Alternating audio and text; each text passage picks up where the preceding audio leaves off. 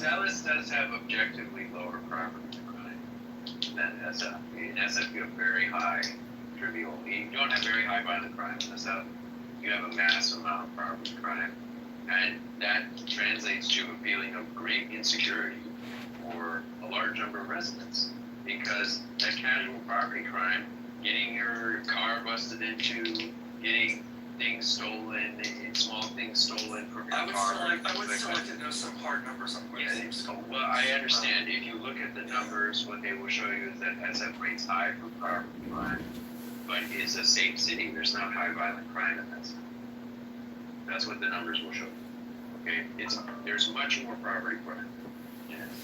And in particular, that casual kind, where like I don't leave very much stuff in my car, but I've left the jacket in my car numerous times in Dallas. Nothing ever happens to it. Nowhere does anyone say don't leave the jacket in the car. No. Okay. It's just not an issue. It has that. Even if you don't put something in your car, they're probably gonna bust your window in.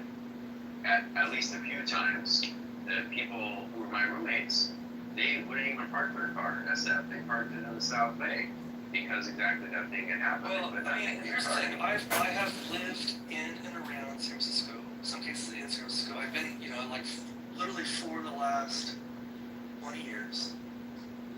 I've had my car broken into once in Berkeley. I've never had my car broken into San Francisco. I mean, I would. It's the kind of place when I lock my car up, I will put things away and stuff. But the idea, and I lived there for a couple of years, so I parked on the street and stuff. I've never had my car broken into. Yeah. So the idea that like everybody has their, I know people that have had their cars broken into. So I know that it happens. I'm not saying it doesn't happen, but like I have managed to get through life without having my car broken into in San Francisco. I've lived in San Francisco now for, going on a decade, and that whole time, I've had a car parked on the street, outside, and that's awesome. Not broken into once. That's awesome. Like, I don't need to deny that San Francisco or the Greater Bay Area has higher property crimes. Like that could be true. I can accept that. It's fine. Whatever the facts are, but it's just like on injunction, cars don't get broken into in San Francisco. Come on. But this is not what I said. This is not what I said. Yeah, but it's just like, to go from like, oh, I saw my car got broken into once to like, Anarco, whatever. So I once witnessed. That's true, you did. I once witnessed at 5 p.m. on a weekday. That big building, 100 Van Ness, I think it is. It's kind of a skyscraper right across from the City Hall or whatever. Right there, I witnessed someone had parked briefly, and a crew of masked criminals breaking into in front of a crowd of people, of people just commuting their whatever on the sidewalk, in front of a crowd of law-abiding folks. These three thug criminals breaking into a car and stealing stuff, and nobody even responding at all. Nobody doing anything to stop it. And I have to admit, me among them. Now, it was not in a proper society, this would be completely unacceptable. They would never be able to get away with it. Citizens would actually react rather than just act like, sort of just, don't make eye contact, just pretend it's not happening, keep walking. Maybe they have a knife or whatever, like, let's just keep, it's a very bad sign. I mean, on so many levels, and maybe I'm not articulating it well, but if you think that that's acceptable, and that this is a sign of a healthy society, I don't know what to tell you. It's not. Who's making the claim that it's acceptable in a society? But that's just a normal. That's a Tuesday in San Francisco. What I'm saying is that shit happens all over the place, all over the U.S. In Dallas, it would go down that way. Okay, so I don't accept that. Stop talking about Dallas, agent. I accept that it could happen in Dallas or Vancouver. Or anywhere. Like that kind of stuff could happen anywhere. Okay, I look for the data So first is Memphis, then is Portland. This is property crime, the ranking. So Memphis, Tennessee, number 1. Portland, then Detroit, then Seattle, then Baltimore, Denver, Nashville, Philadelphia, Houston, and then San Antonio. And then there is a note about San Francisco that says a few additional observations. San Francisco has gained attention for car break-ins, but recent data shows property crime there has declined from its peak several years ago, even though it remains a concern in touristic areas. Nationally, property crime has been falling.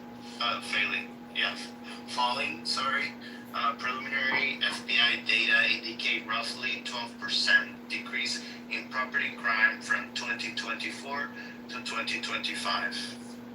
There you go. And I think anecdotal data is not really data, right? It's just like I saw my friend or something. Like we really need to. What Kira was saying is like we need to see the data, and then from there we can draw conclusions. Not just I saw one time, or my car, or this happened to me twice, or I've been there 3 times, and every single time happened. All that is anecdotal. Is what that really means. I wanna say- I heard a story, or I'm just making shit up, or. No, I mean, I've told you about stuff I've directly experienced. I know, but you seem dumb, man. I don't believe you. Yeah, look, agent, look, the real pill here is that the criminals in San Francisco are not criminals, okay? It's just the appearance of crime. They work for the city, okay? They are out there enforcing various internal beefs within the elite, okay? That guy whose car got robbed, those masked people, they were working for some of the power elite in the Bay Area. And that's why it's an anarcho-tyranny, okay? The appearance of anarchy is used as to conceal the rank criminality of the elites in San Francisco. No, yeah, they were working on behalf of Antifa, actually, I think is Right, the commonly understood thing. I mean, look, Agent, I'm just going to be honest with you. I know that you don't really think that America's governance is the right form of governance. And I guess in that respect, we agree. Only to the extent that it means that America is not a healthy society in many ways. I think that there are lots of things wrong with San Francisco in particular, with American cities in general, that can be fixed. So, in that we agree. I think our solutions may be different, but, I think you're taking your broad discontent with America and American governance systems and maybe applying it with an overbroad brush in this instance. Yeah, not all parts of America. I do think some parts are reasonably well run locally. I wonder if any of those include the places that Carlos listed that actually have higher levels of property crime.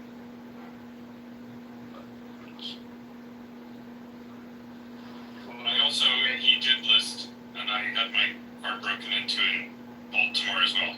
I think Baltimore is an anarchy. I don't know if it's an anarcho-tyranny, but it's definitely an anarchy. It just has the population as extremely violent. How did you manage to get a parking ticket in an anarchy? Good question. I didn't get a parking ticket in Baltimore. San Francisco was the question. Come on, let's call that. LA, he got the ticket in LA for parking on the wrong in California somewhere. Yeah. But look, Agent, I'm really curious, actually, and see what are the things that you think are wrong about how San Francisco is run? How would you like to see it run better? This is really relevant for us here in Dallas because we have many people who moved here from the Bay Area, and I don't want us to make the same mistakes, now that we're here. So, what are some things that you think could be done better? They might not satisfy you. They're kind of mundane, to be honest, in many cases. I don't understand your point. So let's say our population is more. What does it have the to do with city anything? not do a good job of publishing. I think you lost the argument there. Permit Did you study like mathematics or did you study university? I'm sorry, what does it have to do? The fact that you're saying in Iran people are not free, women don't have equal rights, and many things are illegal right now. What does it have to do with Iranians being 12 million or 90 million? Hi, We're Masa. talking about the constitution. We're talking about the constitution. The Masa. rules that we have in Iran are stupid as fuck. Okay, alright. Hello? Thanks, God. Thank you. Bye. Masa, I recently saw a video of a marketplace in Iran and all the women, were walking around looking beautiful. And it seemed pretty open and free to me. I'm sure it's not like that everywhere. We But are open. We don't care about Islam. We don't practice Islam. That's what No, I'm see, saying. there is a What you're confusion here. saying, what you're saying There's a now, confusion. after Women Life Freedom Movement in 2022, that one woman was killed in Iran because of not wearing properly the hijab properly after she was killed, but by moral police. Many people started protesting for like 6 months. They were in the streets, and many women went to streets and burned their hijab. There are videos of that. They started burning the hijab and they started saying that we don't want mandatory hijab. And after that, they refused to wear it in the streets in Frankfurt. But Islamic Republic, to silence that voice, they stopped the moral police for life, which is for now, it's a few years. Not everywhere. But and not everywhere, but in like big cities. And No, Tehran is fine. Tehran is fine. they are Even in Tehran is not is fine. In some areas of the Tehran, and I don't know if you have you see, but it is not the freedom in every aspect of the I wanted women's to say life. that. The thing is that not even a single part of the rules have changed now. And people, women cannot go to universities, cannot go to government buildings.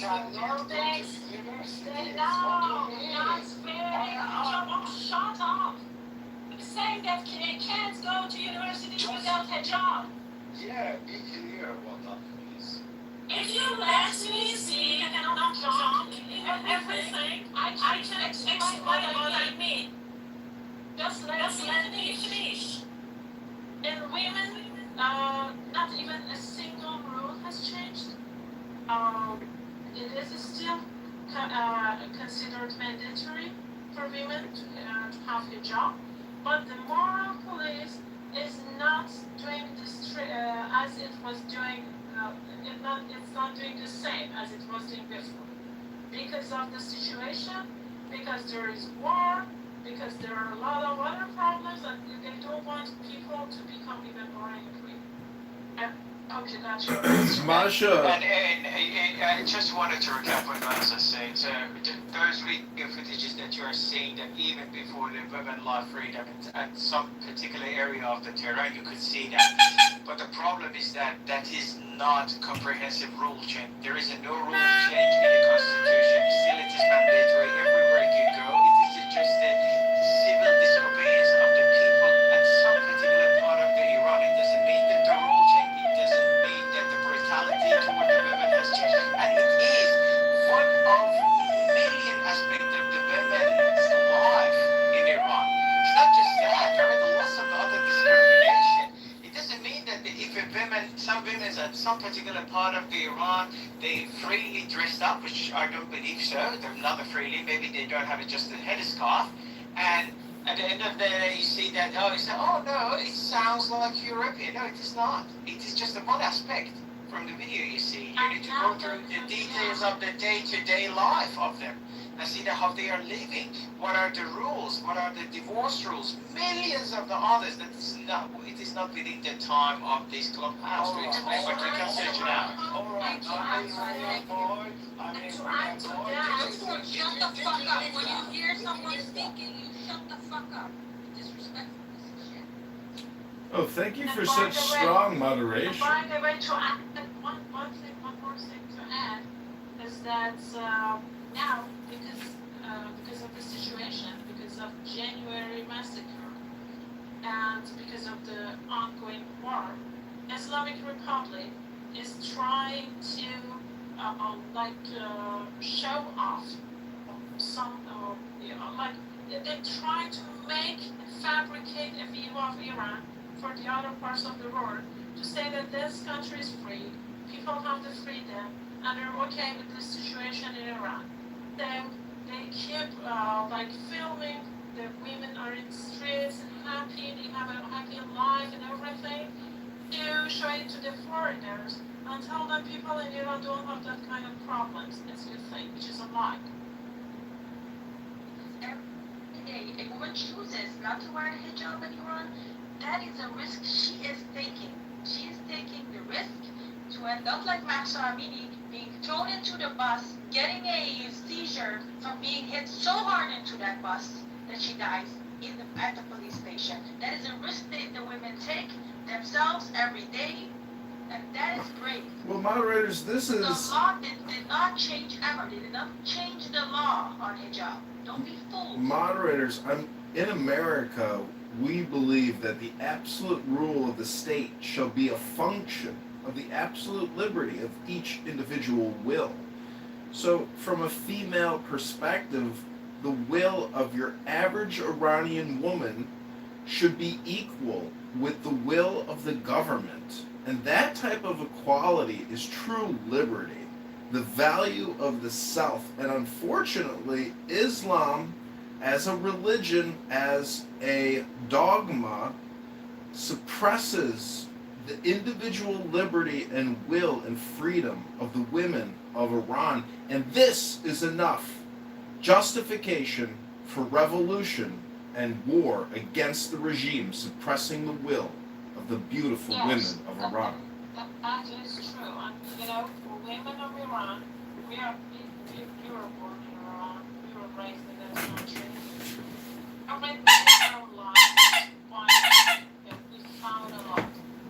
From the time we were teenagers in Iran, and then became adults in Iran, all the time we were fighting against everything, against discrimination, against million stupid rules. We did it, and they are still doing. We are not there anymore, but those women are still doing the same. They're fighting every day so hard, and I am sure that they finally get the freedom.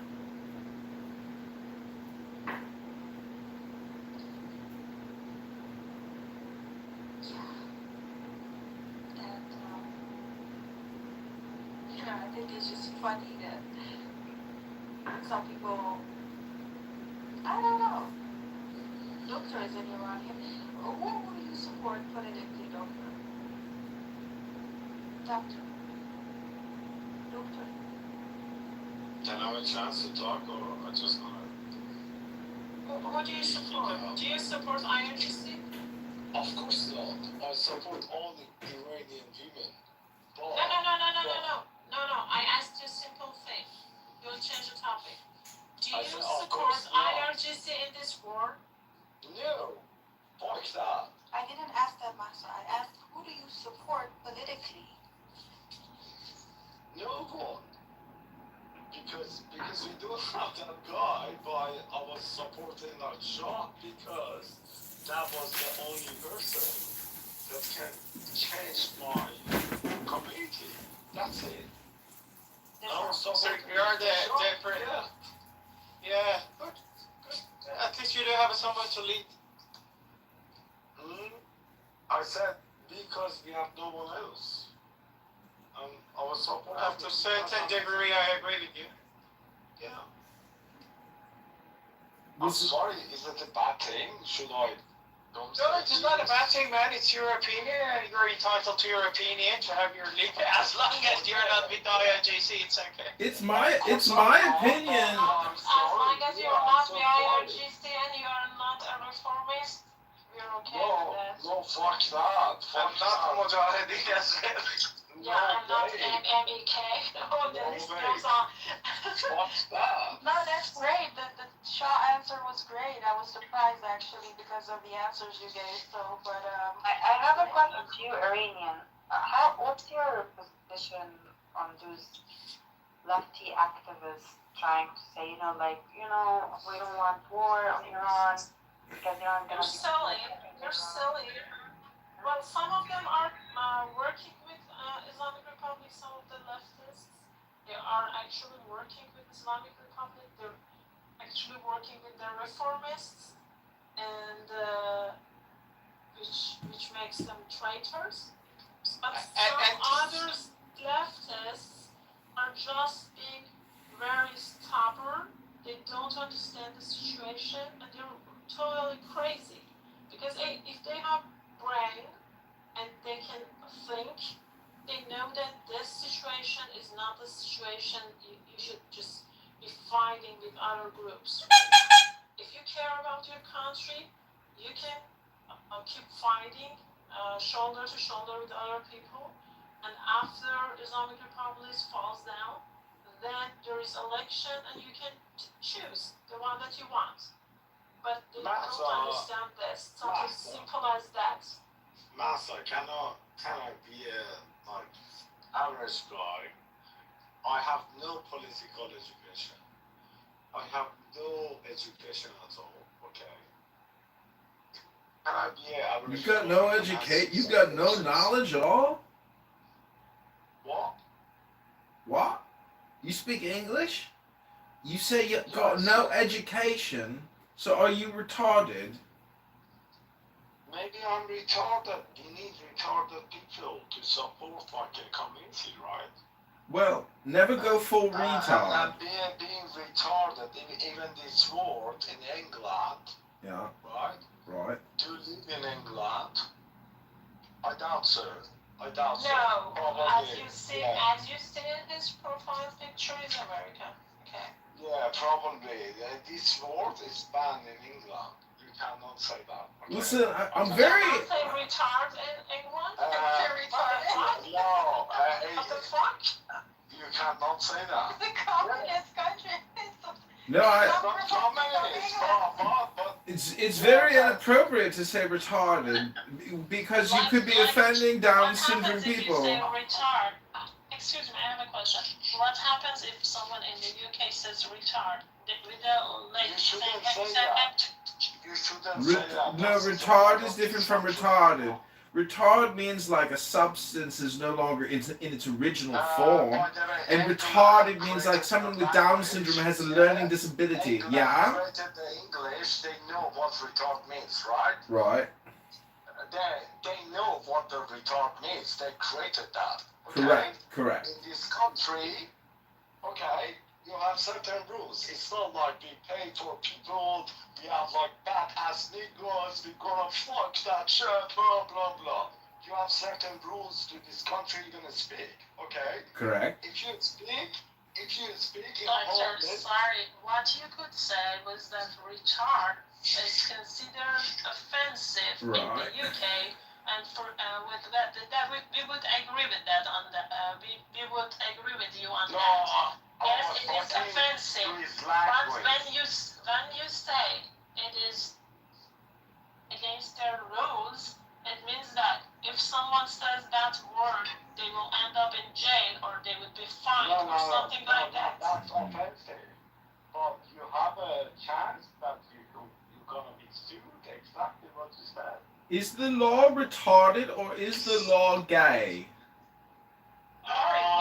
Gay is fine. Gay is fine. It depends on situation. You need to end up the court. But Is a faggot a useless bundle of sticks? If you're a faggot, is that a useless bundle of sticks, or is a faggot an LGBTQIA plus? No, you're a faggot. No, you're a faggot. No, you sound gay as shit. Hey, Dr. Ali, what's your cause of action when you go to court? Not my cause of action. It's not my consent to go to the court. I'm running a business of like billions of. He's making an affirmative defense. I'm still And I have a confused. So PhD that's in saying life. My concern is not about my. You just said you go to the court. I asked you what Wait, your but cause listen of to action this. Well, listen to this, you bitch ass nigga, for a second. Hold on, bitch ass nigga, for a Oh second. my God! Moderators, please! He's saying the N-word! Relax. He's saying the N-word! Censor him! Censor him! Stop, go! who's saying I was asking him. No, bad word. Don't say that word. Not in here, babe. Not in here. No, actually, I didn't. Not cool. I didn't understand. What word are you scared of now? Move to audience if someone is trying to. No, don't be scared. Don't be scared of that word. Don't be scared of the word. You should speak free in No America. fear, just not cool. Yeah, because we don't want to be racist here. We don't. No, it's not racist. I didn't It's say not cool. you It's are. not cool, I said sweetie. I said It's not cool. Not You cool. understand America or what? Yeah, understand America. It's not cool. Oh, so you have So, to understand Dr. America. Ali, you said that you go to the court in England. So I'm asking you, what's your cause of action when you go to the court, Dr. Ali? As my lawyer, but let's talk about this nigga. No. You specifically said you go to the court. You go to the court. So what's your cause of action? Can you talk to my lawyer? I can send you an email, to be honest. I pay for lawyers fees. Yeah, what do you pay? What do you pay an hour, Dr. Ali? It's not based on hour. Yeah, what do you pay an hour?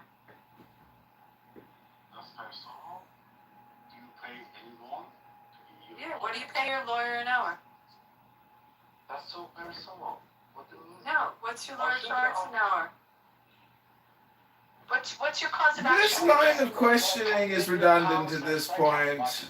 We need to get back on top. I just want to quote Marshall Rankin and say, "You're off topic! Get back on topic!" What do you think his lawyer charges an hour to sue for the word retard? 200 an hour, probably. 200 pounds an hour. What's your guess? 200 pounds an hour to sue for the word retarded. Defamation and slander, if you ask me.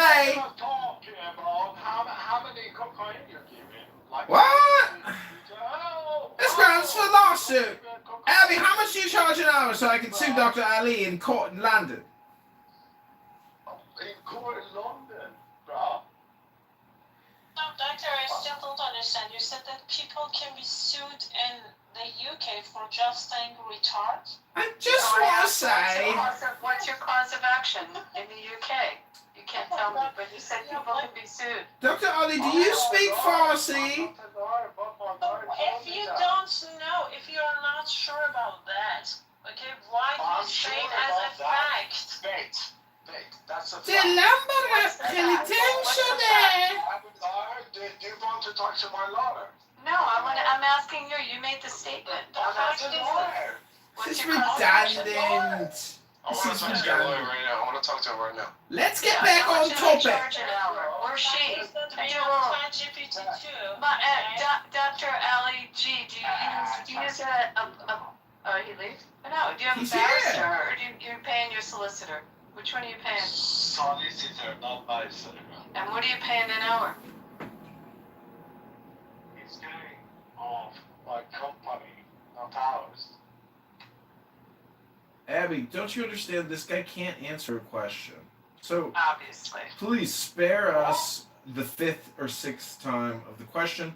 I just want to say to all the beautiful Persian women. I think we're on Actually, we were having a good conversation before Doctor arrives. We were having a good We conversation. were, and I just want to. I want to practice my Farsi and tell the beautiful ladies here. Delambara, heritain shode. Delambara, heritain shode.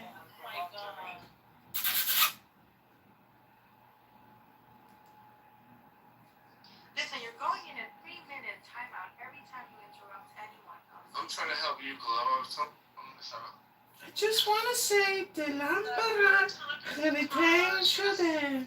Talking about Tunisia and how they have progressed since they started not using Sharia law I mean, how many countries do use Sharia law right now? Who knows? Iran, Saudi Arabia, and Afghanistan.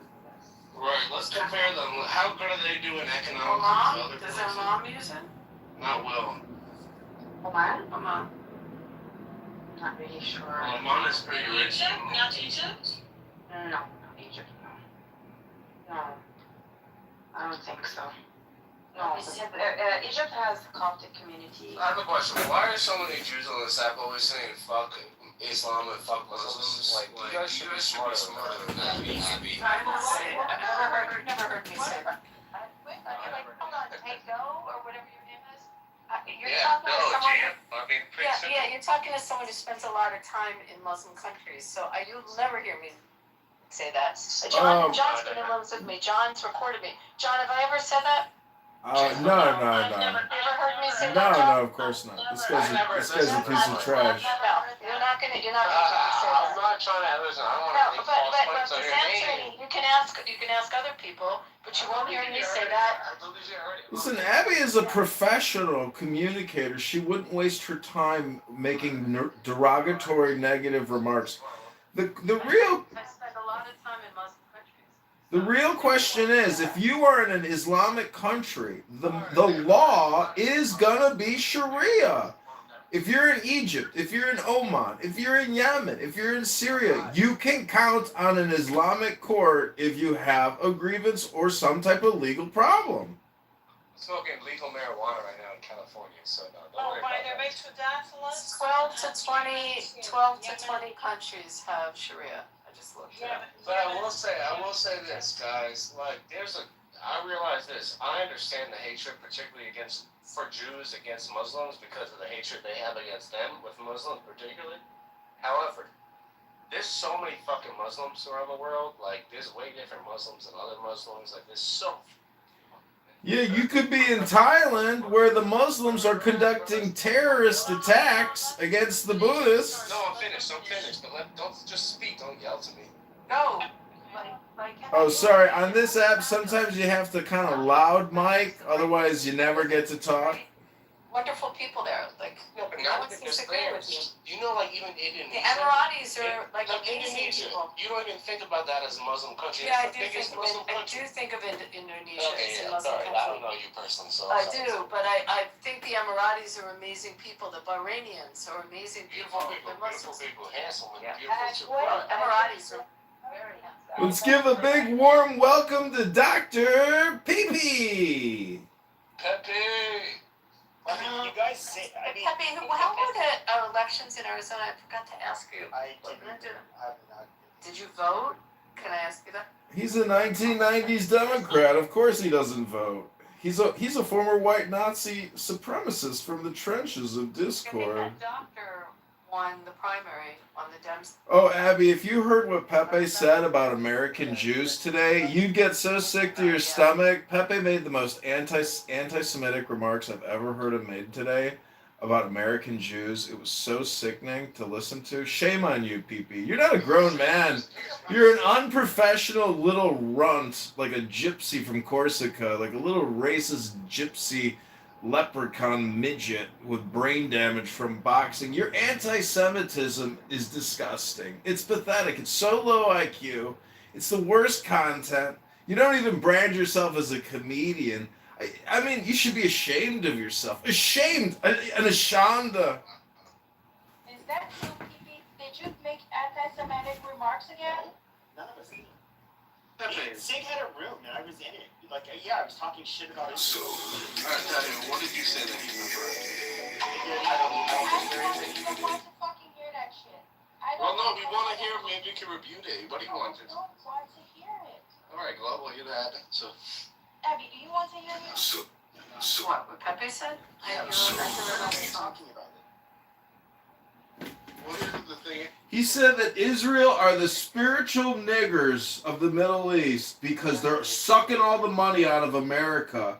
You're a piece of shit, Pepe. You better hope the Jewish Federation never catches you and puts you in court for defamation and slander. Because believe me, APAC and Abby here, a Democrat lawyer, they're going to sue you for all the Jew hate slander and racial hatred you stir up in a pot every day on this app, little PP. I'll probably meet him over a bowl of mishmash soup, so I don't think so. So Abby, where did you go in the Middle East? Me? I've been to Saudi several times. I really like it there, and I love the Emirates, and I really think Bahrain is beautiful. Those three countries. I've been to Jordan. I'm trying to think what other. You just Middle Eastern countries you're asking me? Obviously, I've been to Israel like more than 50 times. I've been to areas that are now Egypt, but I went when they were Israel before they turned them over, the Sinai. No, I have not. Interesting, Pepe. I want to fly on that airline, but I don't really have a desire to go there. But I would go back to Saudi anytime. I think it's a fantastic place. You don't know his name, then why are you bringing him up? The point is, the Qatari Airlines is flying in hundreds of people every day into Chicago. People are fleeing the Middle East by the thousands because of the war. John, let him talk. Okay, go ahead. I forget who his name is. He's pretty influential. I know he's friends with like Tucker Carlson, but he's really. Do you know who that Dan Bilzerian guy is? Yeah, he's a hardcore Nazi, just like you, PP.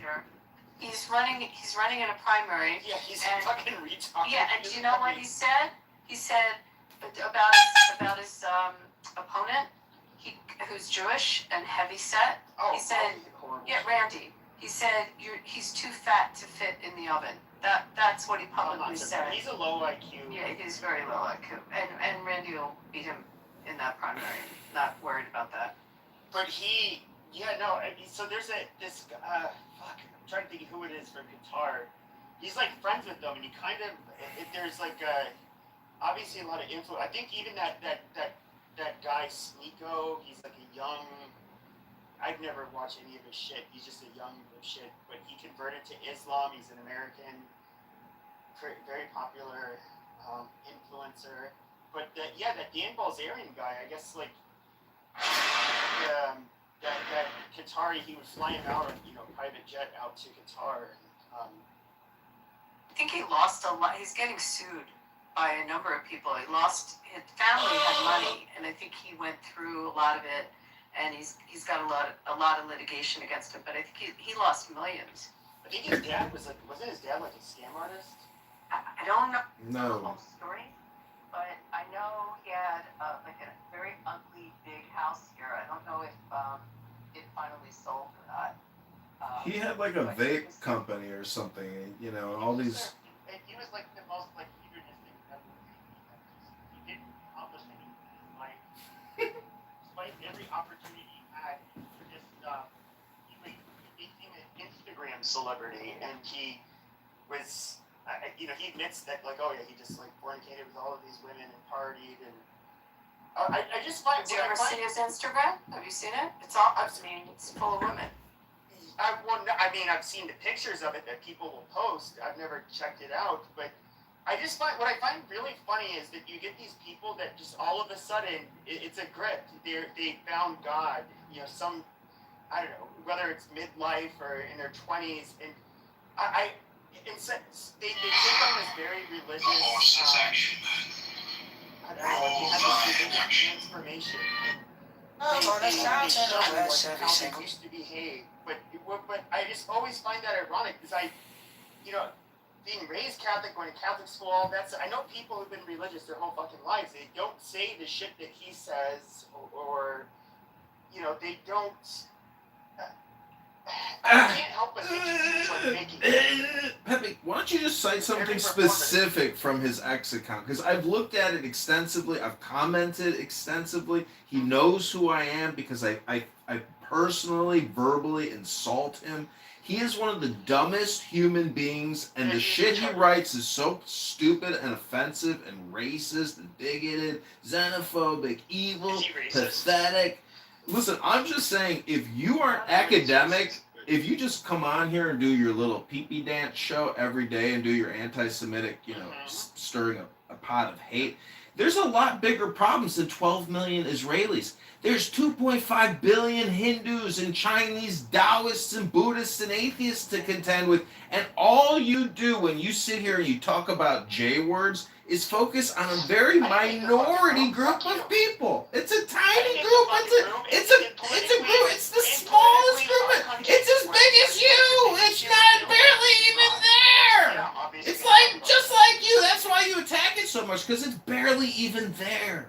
And the criticism it gets is so hypocritical and stupid. And all these anti-Semitic racists, they've never even read a Jewish philosophy book.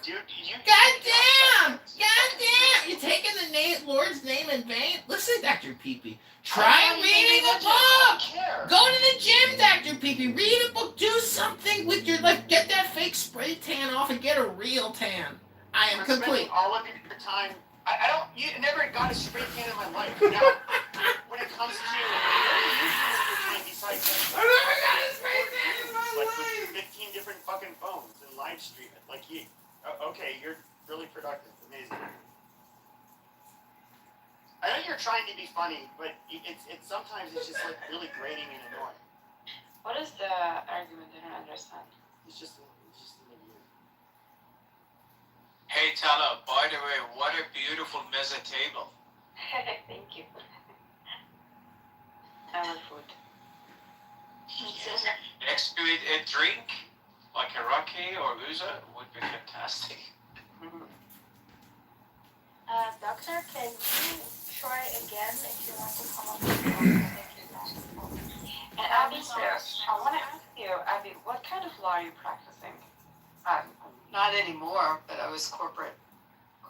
And for a specific industry, but I don't really want to dox any more than I need to. Nice. I'm studying actually law. You are? What area are you interested in? Family. Oh, ouch. Ouch. I feel like a family. It's stressful. Are you in a? This is going to sound personal. Are you married? No. Okay. Because people that go into that field, sometimes that can screw up their own personal relationships. I mean, I don't know any other way to say it, but most of the ones I know that are in it. For him in the future, As a legal navigator, organization, and I hear a lot of cases of family That makes sense. I'm gonna automate that with AI, by the way. It's all automated with AI. That's my new startup. You don't sound like the actor. You're really trying to, but it's not coming off like Sacha Baron. It's coming off. It's really not. Sacha Baron Cohen just doesn't sound like Sasha is here. Oh, We're sorry, gonna make sweetie. your work automated. So sorry, sweetie. It does not sound. It doesn't sound like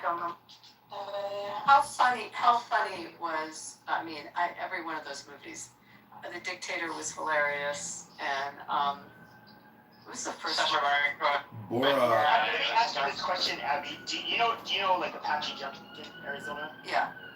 Okay, so I mean, do you know its reputation? It's isn't that on the way up towards Sedona, like from? Is that where I'm thinking It's the like wrong place? so like far. God damn it, Hey, Abby, can you I'm not talking? You go north of Cave Creek? No, Apache I'm in the Junction wrong part. is east of Mesa. It's like on the East of Mesa, okay. Yeah, it's like the furthest east suburb. But now you have like Gold Canyon, but it's always been like a poor place, largely white, but poor. But do you remember like did you see like Throw the Jew Down the Well? Like he had like a that was in Apache Junction. Oh, he actually filmed it there? Yeah. Oh my God! I heard they were real people. Like that was. They were, yeah. So like during the pandemic, it was kind of like embarrassing. But I just want to quote Marshall Rankin and say, can we get back to the topic? Hey, you're talking about the scene in Borat? Yes, the scene in Borat was filmed there. Unbelievable. Yes, it was sung there, and like, look, a lot of these people were like missing teeth. They were like simple people, and I don't know that they even really understood what they were singing. But I remember during COVID-19, they had I forget which it was like 60 Minutes or something like that, and it was about the people who were like not willing to comply with the social distancing or wear masks or get vaccinated or whatever. And these people were like pulling up in a rally, and they had like Nazi stickers. Okay, shut up. Yeah, this was an effective junction. We want to hear that. We just want to argue. We want to hear that. Shut up. Public face, like you were this discussion. I don't even know what's going on. Who are these retards speaking? I moved him to audience. Please don't bring him up. Thank you so much, moderators. This is Ein. I want to quickly interrupt Pepe's pathetic, boring story. I'd like to play a song for the people of Iran so they can all find peace, joy, and strength. It's titled, Pepe is a Retard Faggot. Faggot Retard.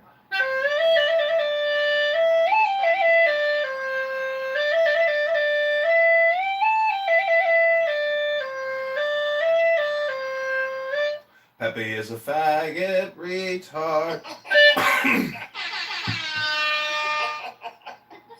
That was kind of funny how he just sang. He had to put his mouth off of the horn. You are the son of Hussein. Is this guy? Actually, it'd be kind of funny to let this listen to the rest of it.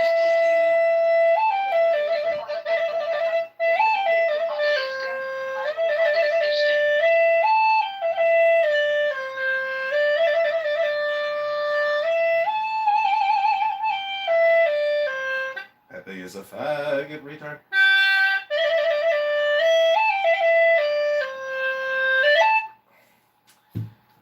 Ribono Shalom, I hope the CIA is able to liberate the people of Iran, completely destroy the enemy, the regime, and turn them into a magnificent casino and resort complex with beautiful Iranian women in fantastic lingerie and bathing suits so Abby can charge $1,800 an hour to the Shah of Iran to look over the contracts to open up a new Steve Wynn facility in the heart of Tehran and Esfahan. Rabono Shalom, from my lips to Hashem's ears in Shemayim. Rabono Shalom. What do you guys think? The palace be a great, it's a big palace, right? You mean the place that he's Not the Shah, the Ayatollah's palace. Yeah, the one, the dead Ayatollah's palace. Yeah, the first Ayatollah, you mean. Right.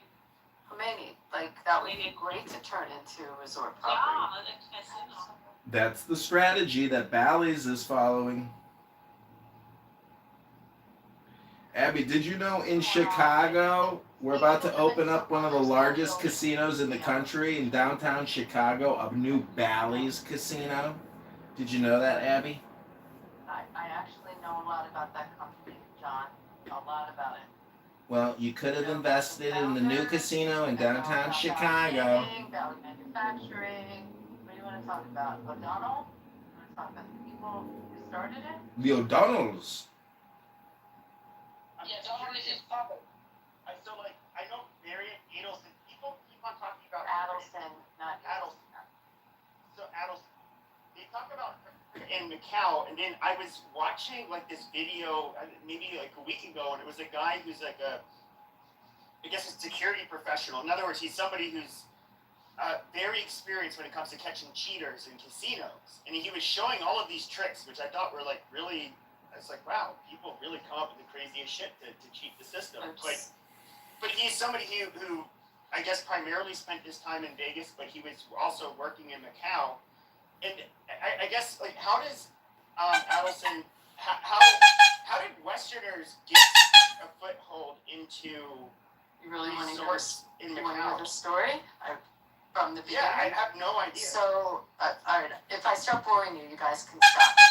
So there was, it's called a SAR, a Special Administrative Region. It's like Hong Kong, similar. So it's part of China, but it was controlled by Portugal, and in a joint agreement. And then just like Hong Kong turned over to China, it turned from Portugal over to China. Around 3 years There's a guy named Stanley Ho, and he had whatever casinos were there, whatever gaming was there, he was the only license, the only one who had it. And he had a very famous casino, it's still there, called the Lisboa. I mean, everything was kind of around Portugal because it's Portuguese law there and Portuguese influence. The Chinese government and the region decided to issue new licenses and breathe, life into the island, and to change up the business. So they offered out a bidding process all over the world for gaming companies to come in. I might be wrong on my number, but there was at least 25 approximately companies, maybe more, that came in the initial bidding when they put out the offering. And then it kind of dwindled down. It went down to maybe 8 or 9 that were left. I mean, all major companies.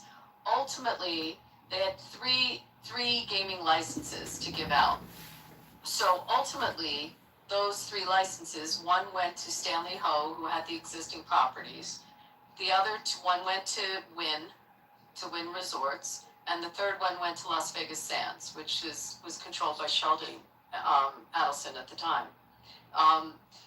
They all did sub-concessions, meaning they sold a concession of their license to other companies. So essentially, you ended up with 6 licensed gaming companies that were initially coming in. You following me so far? Yeah. Stanley Ho had a very checkered company, very, like triad and organized crime and all kinds of issues with it. So none of the U.S. companies that were licensed in the U.S. wanted to have sub-concessions from him, and also the other 2, Wynn and LVS, needed to distance themselves from him. That's a side note because that plays into how MGM got there. Because Stanley Ho's daughter, Pansy Ho, got his sub-concession, and ultimately it went to MGM, who had to show that they didn't have dealings with organized crime, and they had an ownership in a New Jersey casino in New Jersey, basically kicked them out of New Jersey, and you know how big MGM is, because at the time, because they were in dealings with Pansy Ho. You following me so far? So that was kind of laying out what was about to happen. Then the U.S. companies went in. They actually built land. So filled what's totally illegal to do in the U.S. They actually filled where there was water, and created land masses where the main areas, the Cotai Strip, which is where the Venetian and several of the pieces of property that he had. And then in Old Macau, where the original sands went up before the Venetian was built in Macau. So then it became, how do I say this, like beyond a cash cow, like money you can't even imagine. So this is a statistic, you can Google it, you can read about it, but one casino of the many casinos that are there, in one night, more money is dropped than all of the Las Vegas Strip, all of Las Vegas combined. One night in one casino there. That's how much money was getting wagered. When you gamble there, if you're playing blackjack, there could be 8, 10 people behind you betting on your bet. It's kind of insane, but it's like almost a religion in a sense. You can in bet that culture. on bets. You can bet on bets. So they also had a very high gaming tax, like 40% and then there's additional. They had these VIP rooms where the junketeers would be making a percentage of the bets also. So it gets a little more complicated. But anyway, long story short, it's very built. That's how the U.S. companies came in. And now there's, then the sub-concession was an Australian company. I don't know if you've ever heard of Kerry Packer. And anyway, Crown.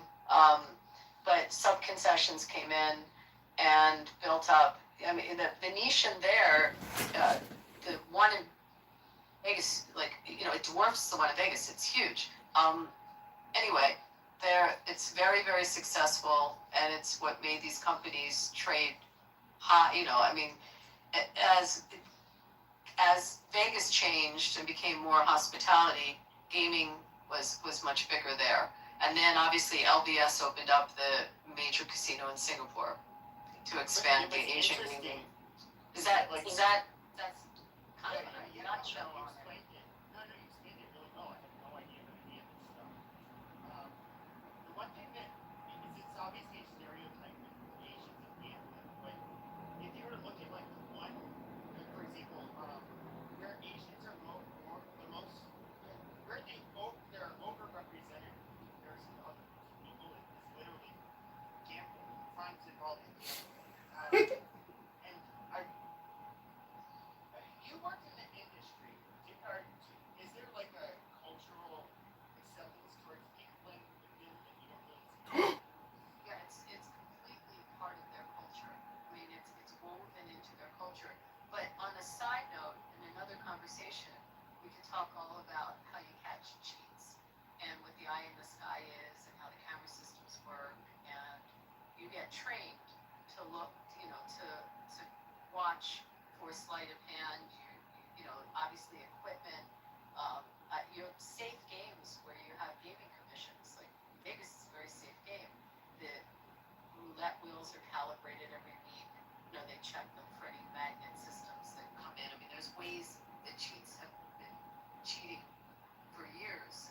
Different than counting cards, which is a different conversation. But you ever like want to see something amazing, you tour the eye in the sky and you watch the surveillance system. Okay. And know that they have facial recognition before the cops here. Is poker? That couldn't be. We had a company function at a casino, and he could not go because he put himself on the exclusion list. But even if you put yourself on the exclusion list here in Arizona, if you violate it, it's a felony. Abby, we have a black book here. Abby, is poker big over there? Huge. It's not like New Jersey's black book is probably 10 times. It's like everybody in the mafia. Yeah, no. I mean, to get on the black book here, you got to be. There's only like 35 people on it. You have to be really, really, really bad. Jersey's is huge. Anyway, but the whole process of catching cheats is another conversation. It's very. It's intricate work, but it's very cool to watch, to go up to where they have the eyes in the sky. Abby, I hate to interrupt you. Abby. Abby, one of my YouTube viewers. Excuse me, Pepe. There's other people that exist on this platform, on the stage. Shut up. Well, you're dominating the stage as always. One of my viewers. I know. I got a question for her as well. So, okay, go ahead. The way you say "shut up" is like kind of gay. It's very, very controlled. The gaming board, the gaming commission is extremely strict. Everything is monitored. Everything is controlled. I mean, and when you have a license, I mean, I've gone through licensing. Every check you've ever written, all your money transaction, going back. For us, it went all the way back to college. They reviewed every transaction, and anything that has a scent of a connection to organized crime or any illegal, any financial crime. You can't get a license. You can't do business. This is one of my questions. I got a new question for you, Abby. I gotta get in the queue here. Moderators, I'm just gonna keep talking. One of my YouTube viewers wants to know, Abby, did you know Sam Rothstein? Ace Rothstein. But, okay, so this guy was obviously...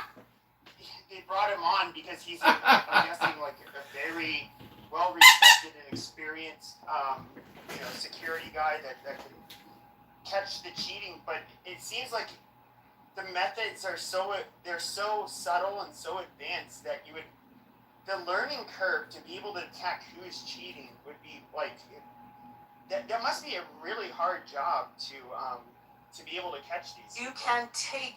It's funny that you say that because we toured. It was about a year and a half ago. We toured the Eye in the Sky at one of the properties because we were looking at one of the systems that they use for other security needs for something unrelated, and they were saying that it's like it was like a month that you could take this class. It was a month long.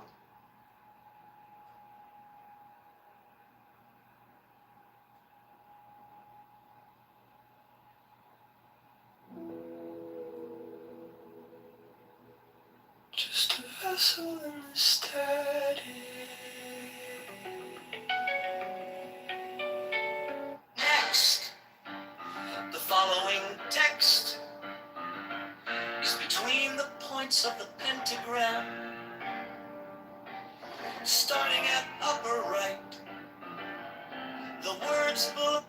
But to love me is better than all things. If under the night stars in the desert thou presently burn.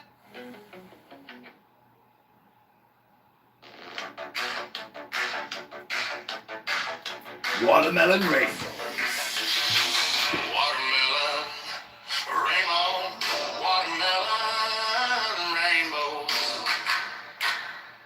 watermelon rainbow, watermelon rainbows, watermelon rainbow, watermelon rainbow.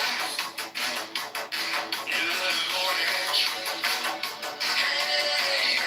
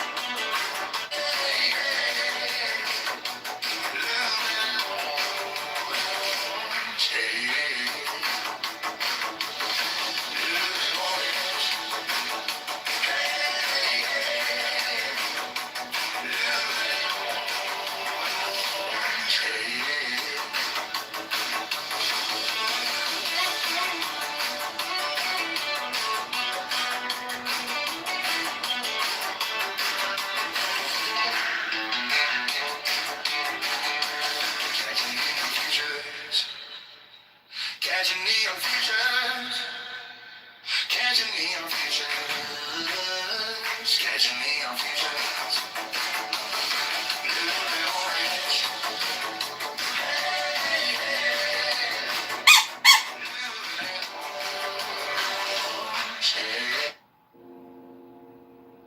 He kneel, adore, rises, turns, shows the cup to the people, turns, replaces the cup, and adores music. For this is the covenant of resurrection. He makes the 5 crosses on the priestess.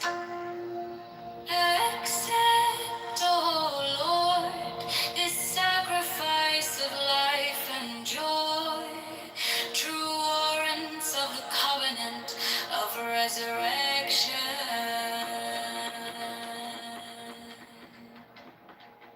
The priest offers the lance to the priestess, who kisses it. He then touches her between the breasts and upon the body. He then flings out his arms upward, as comprehending the whole shrine. Let this offering be borne upon the waves of ether to our Lord, and Father the Son that travelleth over the heavens in his name on. He closes his hands, kisses the priestess between the breasts, and makes 3 great crosses over the paten, the cup, and himself. He strikes his breast. All repeat this action. Hear ye all, saints of the true church of old time, now essentially present, that of ye we claim heirship, with ye we claim communion.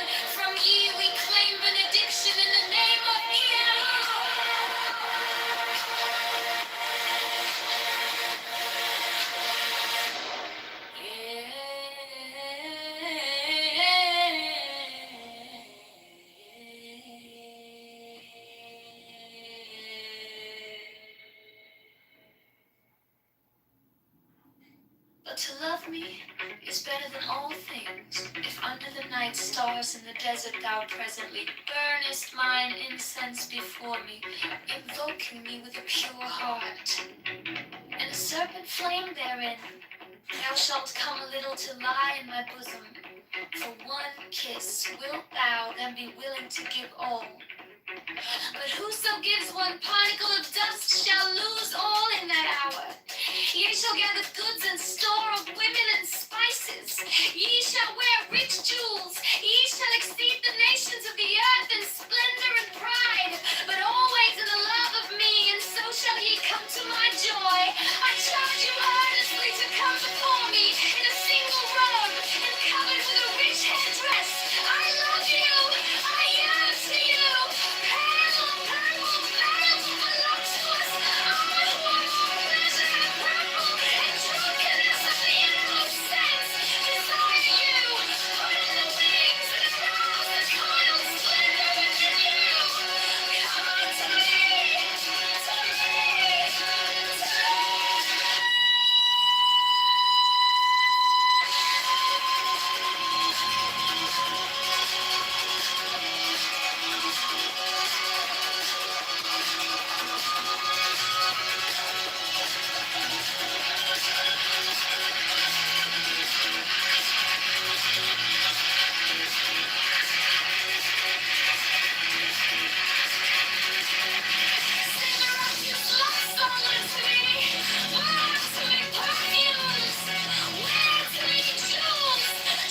To me.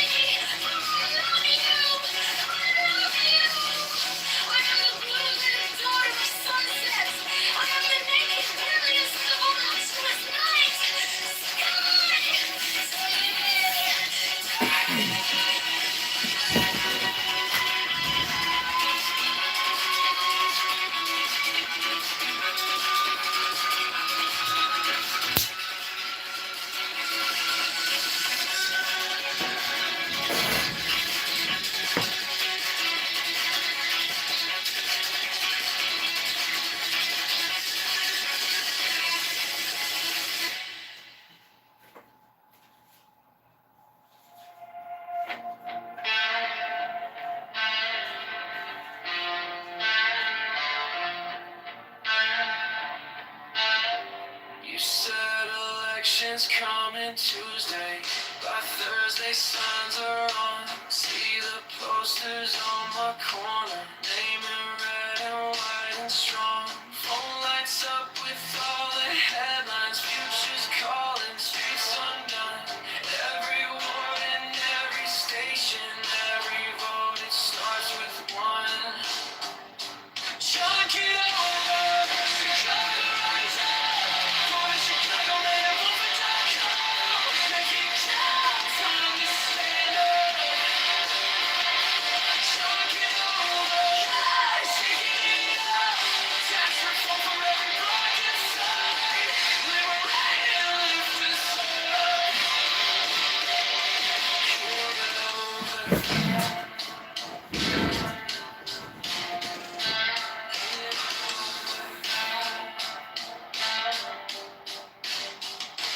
Friends all say that we need change now, less corruption, straighter plans. Take the power from the back rooms, give it back to working hands.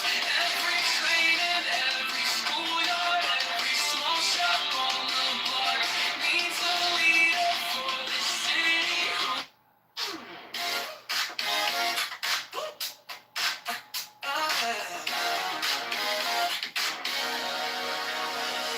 Walking like the politicians did, slow grin. Every head just starts to shift. Names like catching light inside the room. John, on your lips like something new. You pull me closer by the collar. Say I don't usually even bother, but tonight you wanna battle. We can make this together. Now, you got me doing at the midnight force, yeah, right here in the center of the room. Pen in my hand, future with plenty. Word after word, we're changing the world.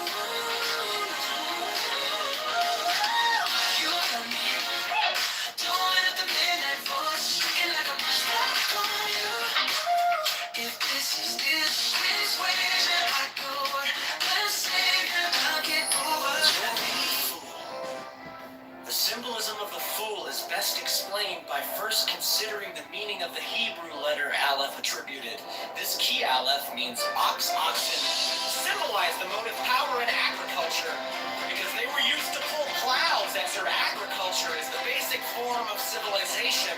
Thus, the letter Aleph symbolizes cultural power, creative energy, life power, the vital principle of plants, animals, and men, which comes to us in physical form as the energy of the sun.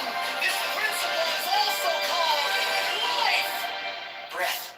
It is the Greek pneuma, the Sanskrit prana, the Hebrew ruach, the Latin spiritus. Literally, these words mean breath. Secondarily, they refer to the spirit or all-pervading life, energy. This meaning is substantiated by the title. For fool is derived from the Latin fallis, meaning a bag of wind. Thus, the fool symbolizes that which contains air or breath. The number 0 carries this idea a step farther. It is a symbol of the limitless, unconditioned life. The 0 is shaped like an egg. Hence, it symbolizes that which contains all of the potencies of growth and development. Occultists will understand that we refer to the cosmic egg and to the ring, pass, not. In the picture, the sun refers to the one force. It is white to indicate that it is the universal radiant energy which is concentrated. To speak what he will, to write what he will.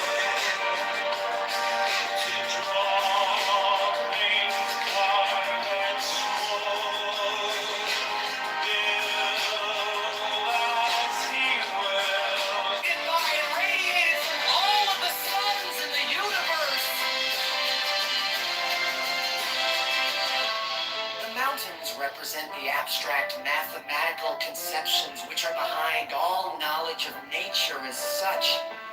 They are cold and uninteresting to many, but the melting of the snow upon the peaks feeds the streams that make fertile the valleys below.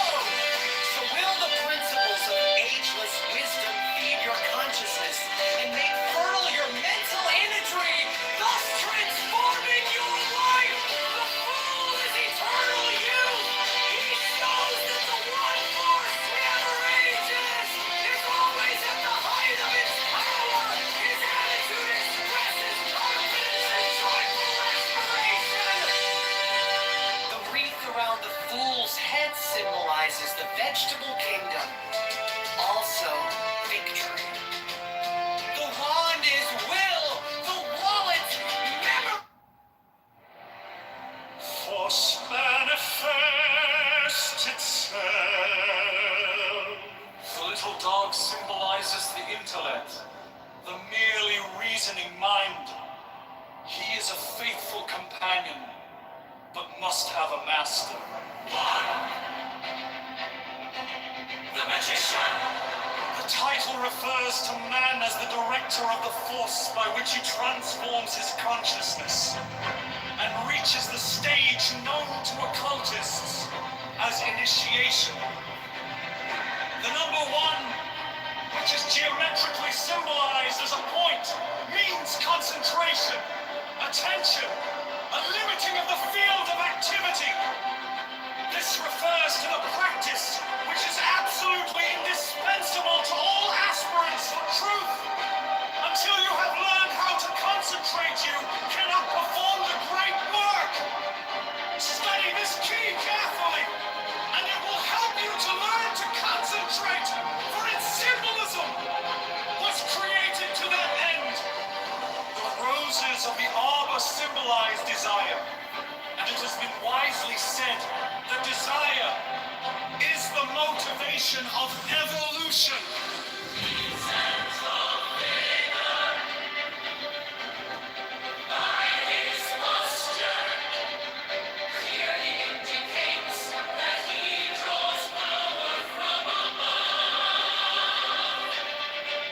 This is a central point to occult doctrine, because you cannot even begin to use the subtler forces of nature until you realize that you do nothing of yourself.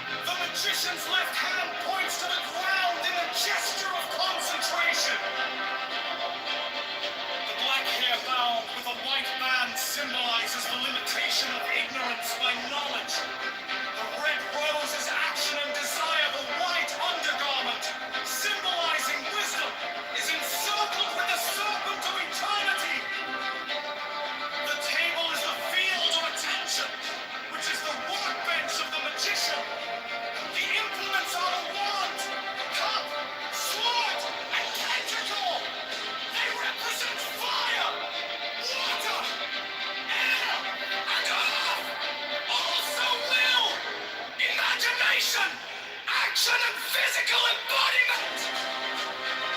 The garden is the subconscious mind which is cultivated by the acts of attention of the self-conscious mind. From this garden spring all of the powers of subconsciousness. Lilies, because they are white and six-petaled, represent the abstract perception of truth, as well as the cosmic laws and principles by which the universe is sustained.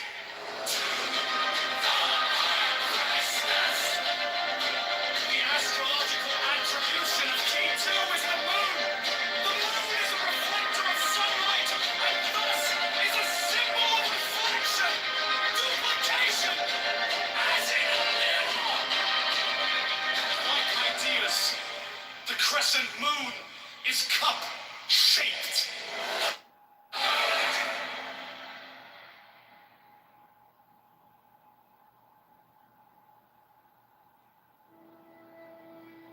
This garden has a close connection with the faculty of reason.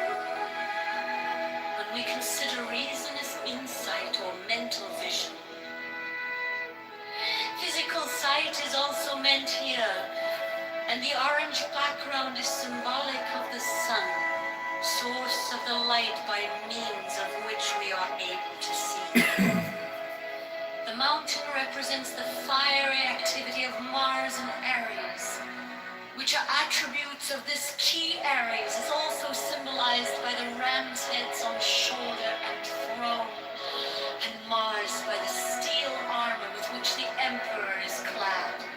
The 12 points that ornament the helmet are also astrological. The globe is a conventional symbol of dominion. This globe and cross, like the circle and tau of the scepter, symbolize the masculine and feminine potencies of the radiant mental energy, or life force. The purple flaps over his armor hint at his rulership, since purple is the color of royalty. This garden has a close connection with the faculty of reason.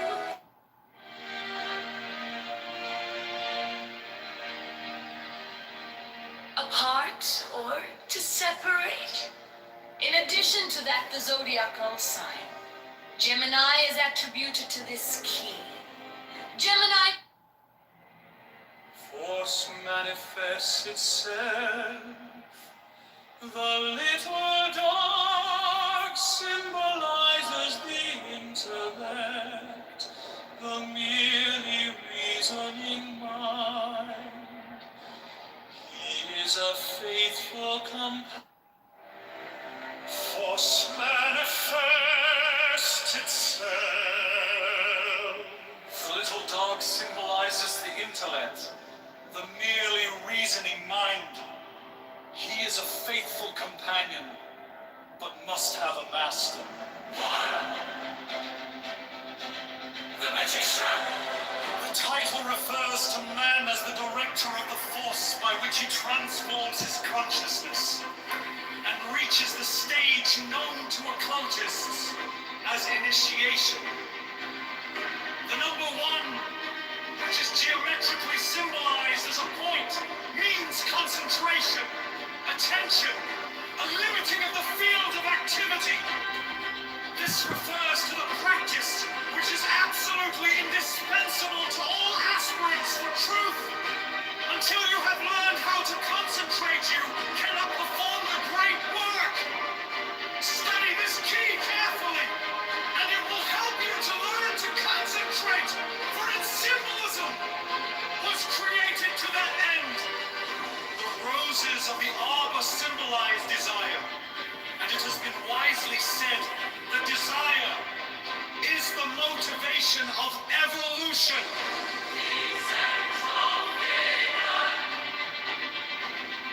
By his posture, clearly indicates that he draws power from above. This is a central point of occult doctrine, because you cannot even begin to use the subtler forces of nature until you realize that you do nothing of yourself.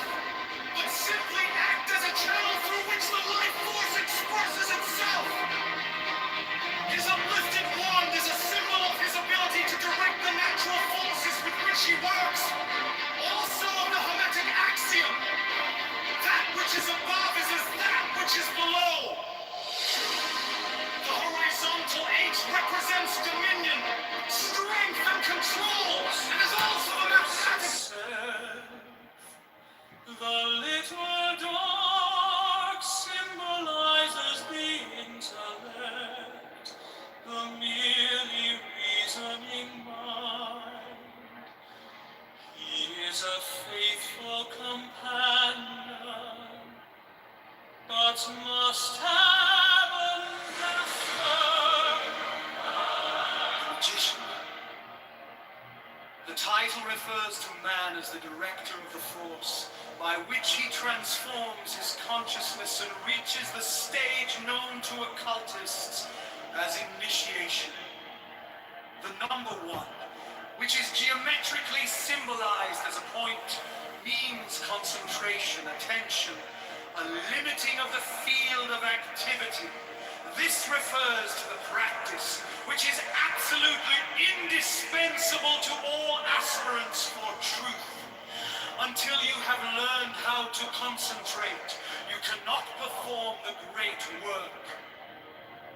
Study this key carefully, and it will help you to learn to concentrate, for its symbolism was created to that end. The roses of the arbor symbolize desire, and it has been wisely said that desire is the motivation of evolution. The central figure, by his posture, clearly indicates that he draws power from above. This is a central point of occultic doctrine, because you cannot even begin to use the subtler forces of nature until you realize that you do nothing of yourself, but simply act as a channel through which the life force expresses itself. His uplifted wand is a symbol of his ability to direct the natural forces with which he works. Also of the Hermetic axiom, that which is above is as that which is below. The horizontal 8 represents dominion, strength, and control, and is also the mathematical sign of infinity. The magician's left hand points to the ground in the gesture of concentration. Black hair man with a white band symbolizes the limitation of ignorance by knowledge. The red rose is action and desire. The white undergarment, symbolizing wisdom, is encircled with the serpent of eternity. The table is the field of attention, which is the workbench of the magician.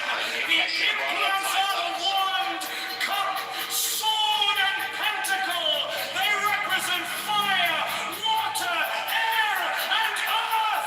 Also will, imagination, action, and physical embodiment. The garden is the subconscious mind, which is cultivated by the acts of attention of the self-conscious mind. From this garden spring all of the powers of subconsciousness. Lilies, because they are white and six-petaled, represent the abstract perception of truth, as well as the cosmic laws and principles by which the universe is sustained. 2. The high Priestess. The astrological attribution of key 2 is the moon.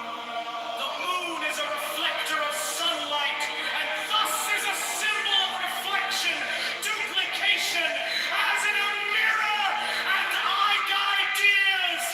The crescent moon is cup-shaped, and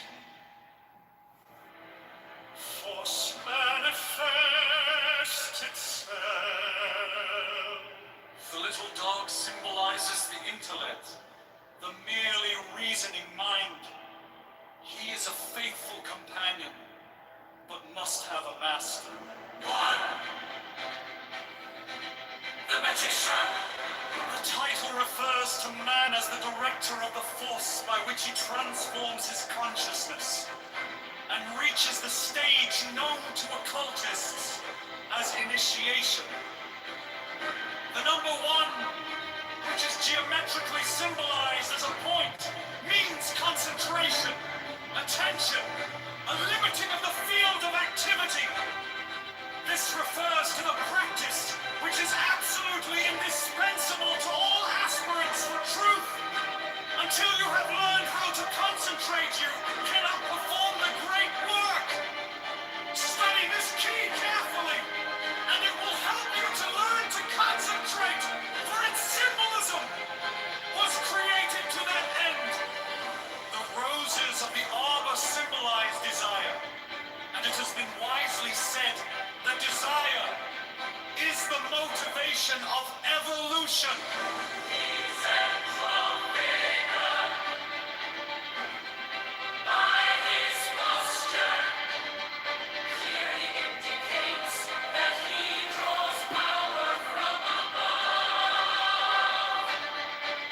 This is a central point of occult doctrine, because you cannot even begin to use the subtle forces of nature until you realize that you do nothing of yourself, but simply act as a channel through which the life force expresses itself. His uplifted wand is a symbol of his ability to direct the natural forces with which he works. Also of the Hermetic axiom, that which is above is as that which is below. The horizontal 8 represents dominion, strength, and control, and is also the mathematical sign of infinity. The magician's left hand As points to vice the chair ground of the in Hidden the Heroes gesture of campaign. concentration. The black hair bound with a white band symbolizes the limitation of ignorance by knowledge. The red rose is action and desire. The white undergarment, symbolizing wisdom, is encircled with the serpent of eternity. The table is the field of attention, which is the workbench of the magician. The implements are a wand, cup, sword, and pentacle. They represent fire, water, air, and earth. Also will, imagination, action, and physical embodiment. The garden is the subconscious mind which is cultivated by the acts of attention of the self-conscious mind. From this garden spring all of the powers of subconsciousness. Lilies, because they are white and 6-petaled, represent the abstract perception of truth, as well as the cosmic laws and principles by which the universe is sustained.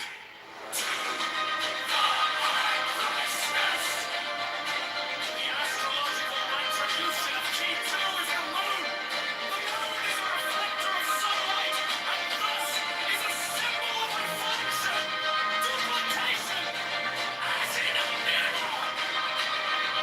Like ideas, the crescent moon is cup-shaped.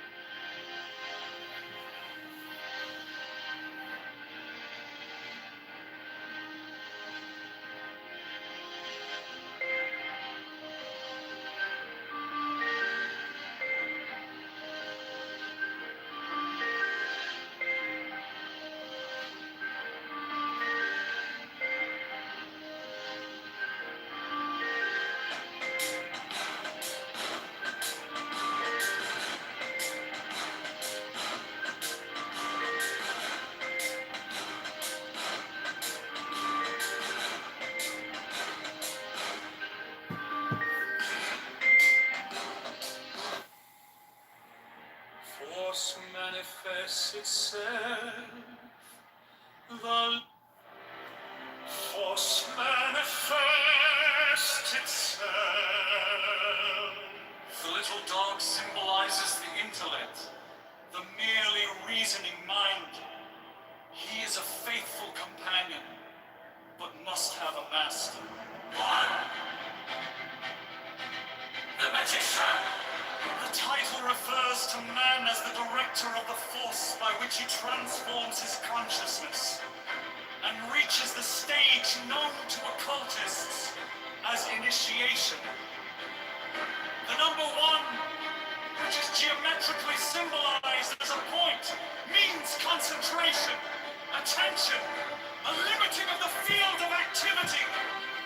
This refers to the practice which is absolutely indispensable to all aspirants for truth. Until you have learned how to concentrate, you cannot perform the great work. Study this key carefully, and it will help you to learn to concentrate, for its symbolism was created to that end. The roses of the arbor symbolize desire, and it has been wisely said that desire is the motivation of evolution.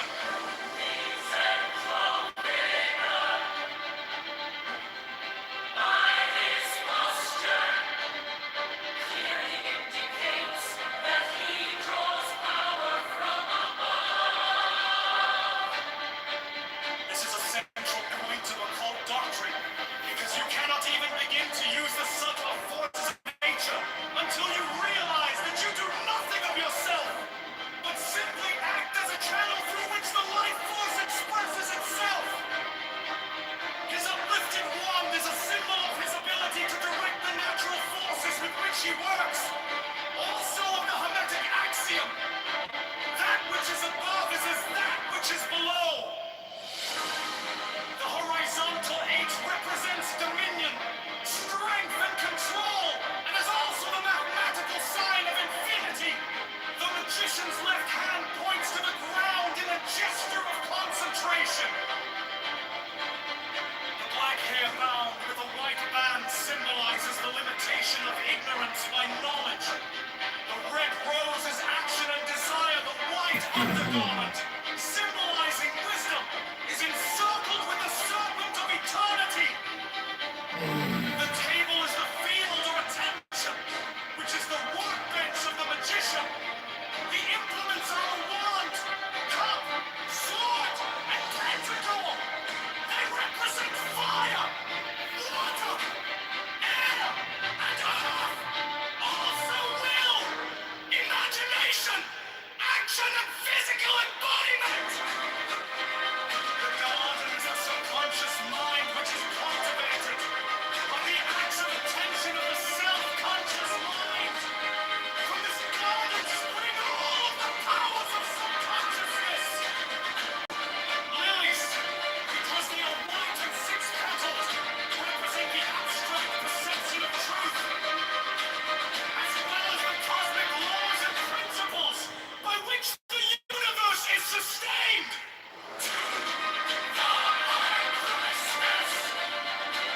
Astrological attribution of G2 is the moon. The moon is a reflector of sunlight, and thus is symbol of reflection, duplication, as in a mirror. Like ideas, the crescent moon is cup-shaped.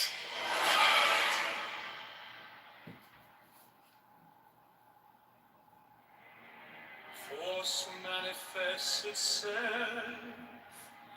The little dog symbolizes the intellect, the merely reasoning mind. He is a faithful companion, but must have receives as the magician. The title refers to man as the director of the force, by which he transforms his consciousness and reaches the stage known to occultists. This card has a close connection with the number one, which is geometrically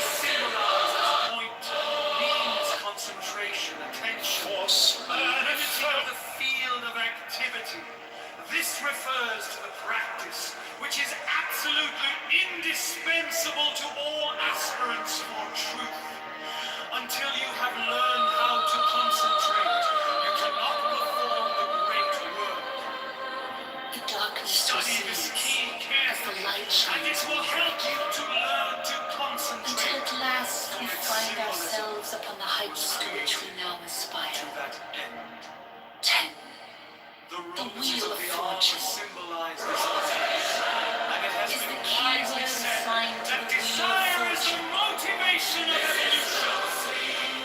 related to such ideas as speed, circulation, rolling, whirling, wheeling, ether. This is a central What is meant here is that the symbology because you of cannot this even key begin refers to the initial whirling motion, until the you vast realize expanse that of the you do root nothing of substance of the yourself, universe, but which occultists as a call the channel limitless light. which the life force expresses. Differentiations of this primary motion, as all changes in form or quality on every plane. The title refers to the attribution to this key of the pair of opposites, wrath, cavity. The rewarding intelligence is a spirit of Spirit, and the planet Jupiter, which is called in astrology the greater fortune, and the state that has tremendous influence for prosperity and all benefits, being well placed in a horoscope. The cherubic emblems are the cherubs mentioned in Ezekiel's Revelation. They represent the 4 fixed signs of the zodiac. The wheel itself is the symbol of the whole cycle of cosmic expansion. The yellow serpent, whose movement suggests vibration, represents the evolution of the cosmic radiant energy from fire into matter.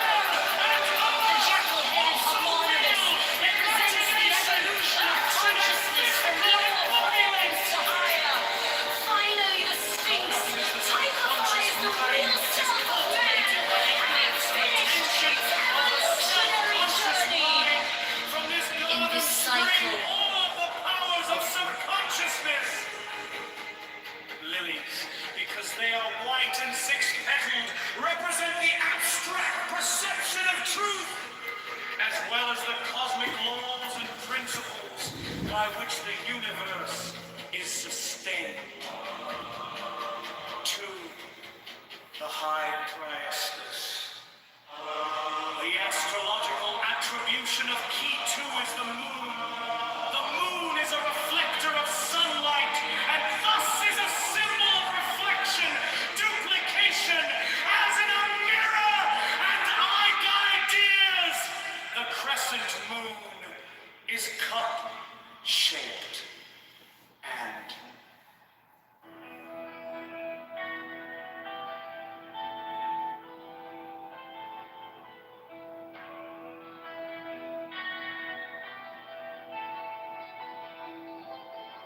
I am the charioteer of the...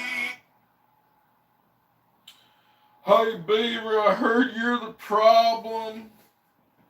And I saw a video of this kid, Nolan Wells, on the back of a boat having a good old time on a river. And I didn't suspect no foul play. That man seemed to be like a part of the crowd. Unfortunately, accidents do happen. Hello? What?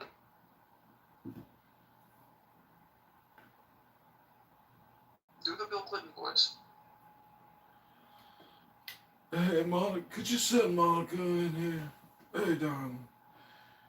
You know what I'd like you to do, Monica? What's that, Mr. President? Come on over here, Monica. Let me show you something at the desk. Open up that drawer right there and take out what you see. Oh, Mr. President. Hold on a second. I got a call from Jeff. Hey, Jeffrey. Yeah, I'll see you on the island this weekend. Monica, come on over here and say hi to Jeff. Hi, Jeff. Hey, Monica, it's Jeffrey. All right, Jeff, I'll see you this weekend. Take it. Monica, come over here and suck Daddy's dick. Mr. President.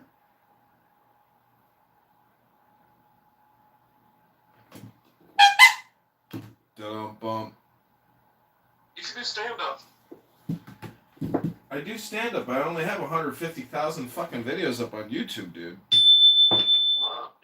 Does it not take off?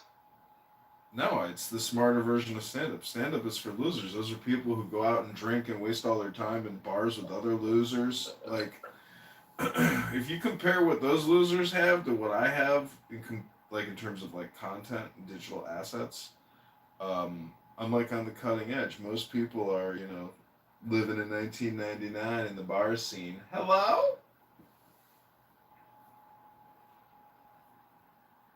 Why do you think so many people are trying to manifest a murder out of this Nolan Wells situation? Because it's like a subconscious boogeyman. It's like a ghetto mythology, or like a Candyman. Did you ever see the movie Candyman? I don't remember. It's like this ghetto murder movie where just like if you know how the myth the wives' tale about like you say Bloody Mary, Bloody Mary, Bloody Mary. It's the same thing. You go Candyman, Candyman, Candyman, and then an N word pops up with like a meat hook and it kills you in your ghetto low income housing unit. That's what the whole movie's about. So what I'm trying to say is, when people unfortunately pass on and it involves like the boating community, accidents happen so much that to attribute this to foul play just shows you that like people hyper focus in on racial political issues, because it's not racial when you go off the back of the boat and the motor chops off your legs and you bleed out in the water. Like, these are accidents with power equipment. Let alone you are in desolate areas and drowning and swimming. Like, dude, the accidents fucking happen. And so that's why I brought up the Candyman thing, because it's like, especially on this app. This app is, I know it's on other apps too, but like, this app is so many African Americans on this using this as like their fucking free conference call app. They're just looking for shit, and plus the media is playing it up. So it is what it is. But all this shit just will phase away. But like, if you want to have some fun, create another room and just call it like another Carmelo Anthony room on behalf of Nolan Wells. It's just Matt would get this. This is content, dude. A lot of these African American. I want Bima to write Carmelo in prison, but she hasn't done it yet. I created a new house today called Bima something. Can't remember what the rest of it is, but oh man.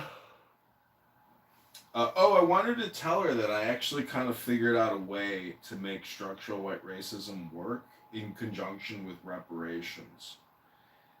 Because a lot of African Americans have been Americans longer generationally than the boom in 1900 from Ellis Island and all the Europeans coming in. So what the African Americans should have done in the late 1800s was prevented the mass migration of white people, and they could have taken over America, as a tribe, if they could have like got their act together.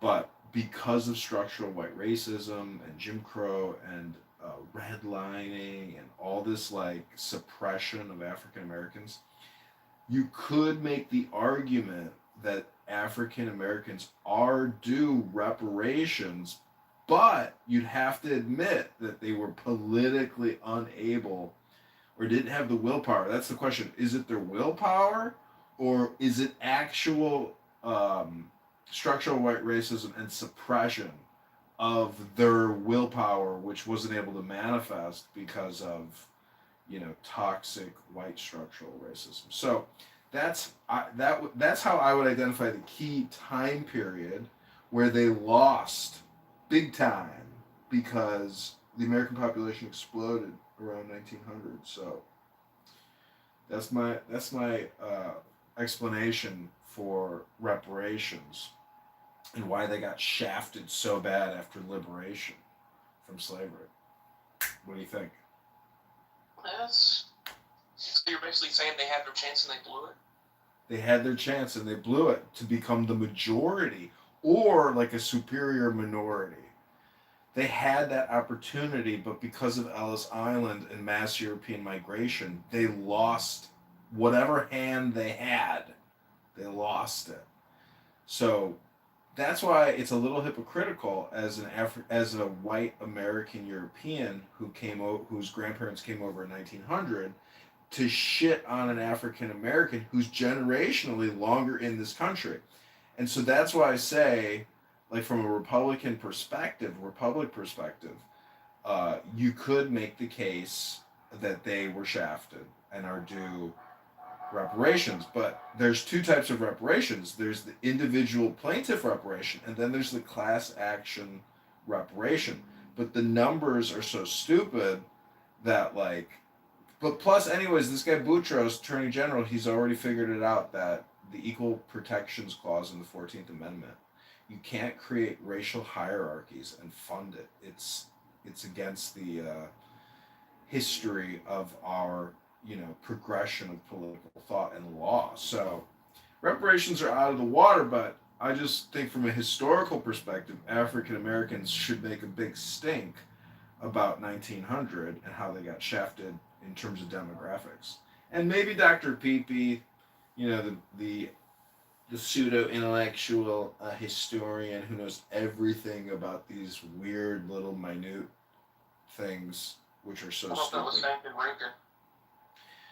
I keep quoting him, and I say, "That's not the topic. Stick to the topic, please."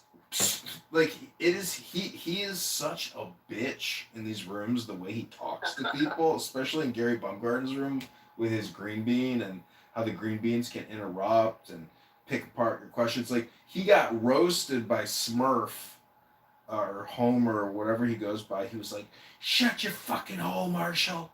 You fucking faggot kicking me from rooms. Fuck you, fag." Like this guy, he's a successful dude. He's like an investor and a Jewish guy, I think. But he loves talking shit about liberal progressives. And really, Marshall is actually just a Democrat cosplaying as a Republican. And his candidate, Monica De La Cruz, who is a current congresswoman, they hate Trump. And Marshall talks shit about Trump all day, every day on this app. And he's a Republican? Like, does the guy not know what team he's on? And his congressman... Yeah, well, I don't know if he's a traitor, but I think he's just intentionally... I don't know, when you actually meet people that work in politics, try to play in politics, or have been in politics, I don't know, Marshall is just like, there's 10 Marshalls out there. He's not, he's Stephen Bader with an uglier face. I'm telling you, the Stephen Baders and the Marshall Stankin Rankins and that other guy who's a Democrat, they're all just Democrats, dude. They're all a part of the same fabric, cut in ugly different shapes. It's like this everywhere, dude.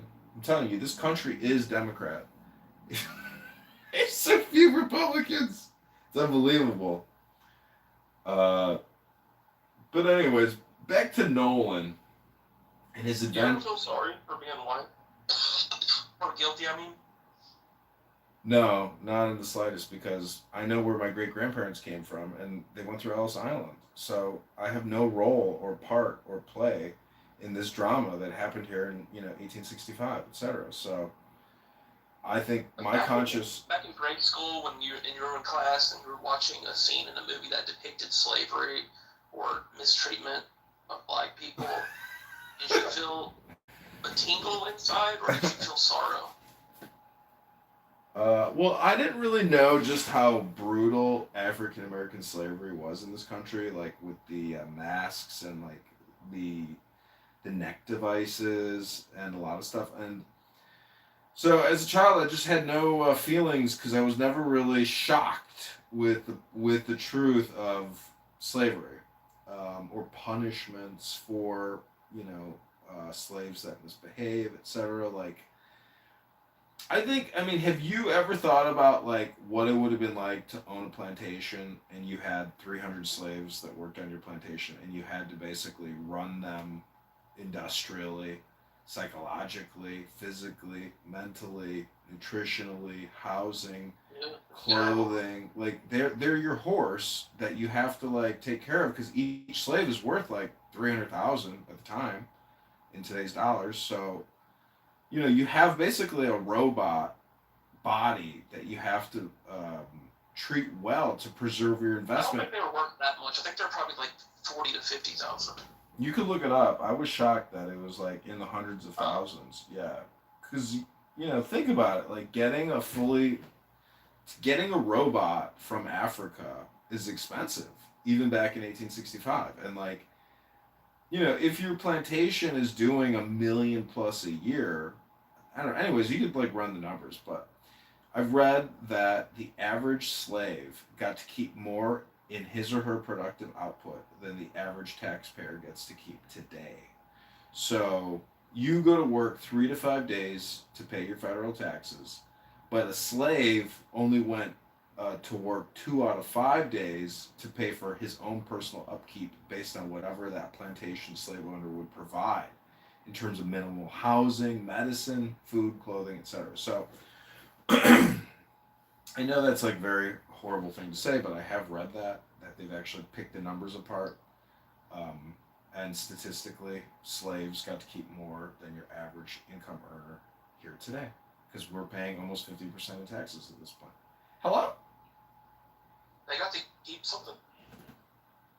That's why I said the owner would have to kick back some of that slave's revenue generated to preserve the well-being of that investment to maximize. Oh, you mean reinvesting? I thought you meant they actually got a small wage. No, absolutely not. I mean, but housing or something to keep them surviving. You wouldn't want your horse in your barn dying, would you?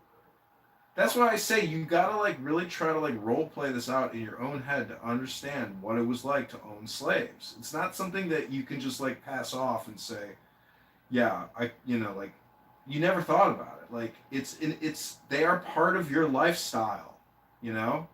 They are your slaves. And some slave owners probably educated their slaves because they're like, what else am I going to do? Let's just go read books to the slaves all night, Try to make them hate us less, want to kill us less, and increase our return on investment and productivity for the week. So that's what I'm saying. It's a big mind fuck because like you're like manipulating your slaves to maximize productivity and not kill you and not run away, etc. So it's like, did you have a working relationship with your slaves? There's a lot to think about. Hello? Would you be a brutal dictator, or would you be like give them a lot of 15-minute breaks and vacation time and all that stuff? Well, we know the vacation time, there was probably some kind of downtime. But I bet you a lot of these slave owners used Christianity. That's about it. What was that? Yeah, Christmas, one day. Yeah, one day a year, not even New Year's. Well, that's why I say it's like, see, the problem with communication is that so much of it's just like political memory repetition, but it's not based on what really was. And it's just so polarized to match the ideology of today. But again, I gave you the reason why I created that Bema room was because I was like, if there was a time in African American history where they lost the biggest opportunity that they had to become the dominant force in America, it was in that brief period in the late 1800s. That's where they could have actually exercised political organization and action to take a large percentage of the government under their control, politically, congressionally, senatorially. And they could have prevented the mass immigration of white people into this country. So if you talk about redlining, your fucking average block in a neighborhood in Brooklyn or Minneapolis. It doesn't matter. That's insignificant to the 100 million white people that came in through Ellis Island and just mass populated this country and completely. How would they could have stopped them? I mean, how would they have stopped anything? Well, what do you think the argument about today is? Nobody wants this mass Muslim migration that has happened into this country. So that's my point. Is like, look at the Somali situation in Minneapolis or Detroit, etc. And they've taken over the governments. And that's what I'm saying is the African Americans could quadruple their population, become a dominant force, and America could have become a black superpower. But it didn't happen. And that's what I'm saying is all these arguments are insignificant compared to that loss. All this bullshit about redlining and Jim Crow. I don't understand what you mean. I'm saying that after liberation from slavery, the argument would be is that they were prevented from becoming a political organized force in the government, and then all the mass white migration at 1900 completely destroyed the opportunity for the African Americans who are ADOS liberated to become political and economic power in America and share that, not even equally, but like either less or more. But I'm just saying that the mass migration in 1900 is the key point in economic history for African Americans to make claims and liability claims for class action or individual lawsuits for reparations. And again, this is all in the backdrop of today's mass migration into this country from the Joe Biden administration, either at the border or overstay visas. Because if we have 30 million illegal aliens in this country, if they get amnesty, that means even less power for African Americans in this country. And I'm only bringing it up because we know this girl on this app named Bima, who is a social justice warrior and loves to claim that we live in a structural white racist society. So I'm only trying to bring in some evidence to this courtroom. I rest my case. You gotta look at the time. You talk about early 1900s. I mean, black people did try to build their own communities, and each time they did, it got demolished by white mob. You're talking about lawsuits and all of that. You really think black people were gonna win a lawsuit in the 1900s? Class action lawsuits? No. No, they didn't have the political capital, the intellectual capital, or the organizational capital needed to do something like what Kitover's saying.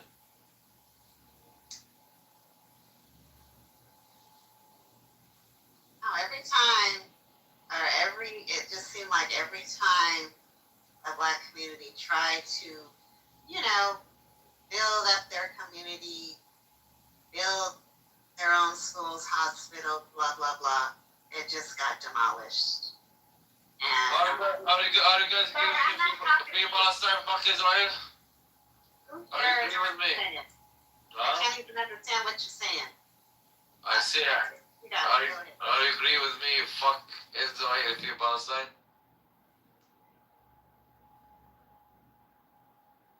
Why are you muting me? Let me talk. Free country. Free of speech. It's not for you. See that? Not for you. The other thing about... Not for me. What the fuck are you first? I'm an Arabic nigga. I'm a fucking Arab. Afwan Habibi. Let me finish the point, is that America is not a democracy. And it's the proof is that if America was a democracy, African Americans in 1895 would have had enough votes to prevent mass white immigration into America. Therefore, we have a representative republic where our federal government sets rules and ordinances and amendments and acts and spends money in an undemocratic way, where we do not have individual liberty, and we have this like super blob that has always been operating outside of the ordinance of individual will or individual democracy. So that's the reality of our political industrial complex, and that's the explanation on why blacks have been redlined and I guess delegitimized or have suffered in comparison to, I guess, the per capita of white people. Because if you buy yearbooks on eBay from America in the 1920s, 30s, 40s, 50s, You can do that. yeah, you can, and you can actually see the demographics of the classrooms at major universities or high schools, etc. And there's no black people in those yearbooks, none. And so Schools were segregated. it's more than that. I mean, well, I guess what I'm saying is that the lack of integration is the lack of economic equality, or at least equity. Anyways, I'm just saying there's a lot of ways to skin a cat, but if African Americans in 2026 are not for ICE and mass deportations, they don't understand their own political capital, or they do not have what you could call real politique. Hello?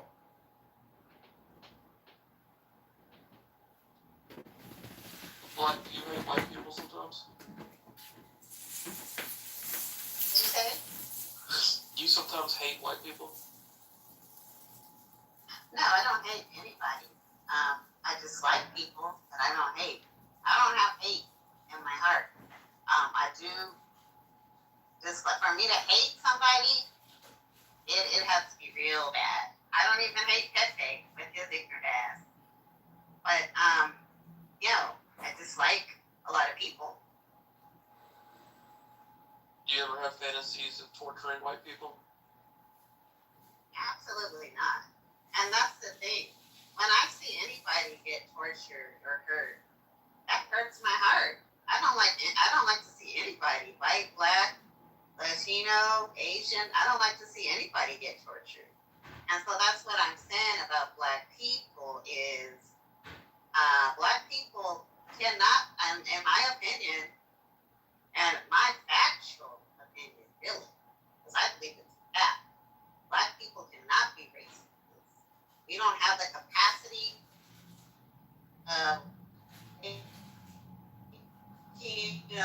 for this tree, lynching white people, throwing them into ovens, accusing them of crimes they didn't even commit. I mean, you walk down the street and blink at a white woman, oh, here comes a white mob. You're convicted and killed or lynched. A lot of people really need to, go to the YouTube and look at some of the cases where black people have been convicted of some of the stupidest shit in this country and killed. Well, I just want to. It's sad too, because I heard the lady and her husband. Her husband got lynched over some land. I think his last name was Turner, I think. And then she spoke up about it. And then a white mob came to lynch her, and she was pregnant. Not only did they torture and lynch her, they cut the baby out of her. And I understand is why a group of white people would sit up there and just watch somebody get tortured and have smiles on their face, and it's really demonic. It's hate. It's hatred.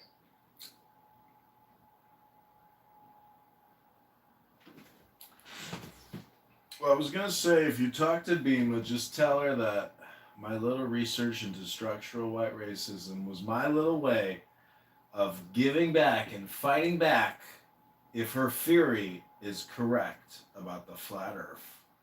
But regardless of how I was born at my birth, or what the truth of the earth is, or what my death will be, I did my part today on behalf of Bima. Thursday, July 23rd, 2026.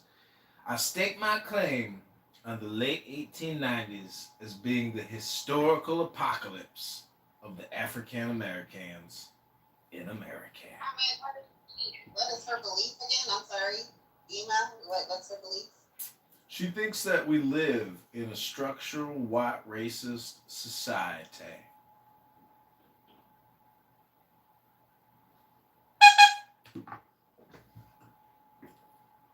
I mean, you don't think so? Well, like you said, Beaver asked you if you have ever hated white people or disliked white people, and you're like, no, I just hate and dislike annoying people. It has nothing to do with white skin, black skin, purple skin, brown skin, green skin, pink skin, red skin, brown. Like, you get my point?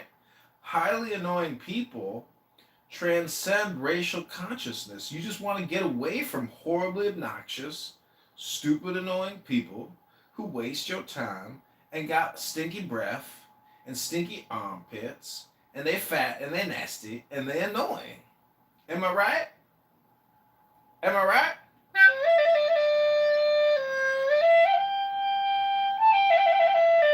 I mean, if you think this is a structurally white racist society, provide some evidence or opinions on why that's so.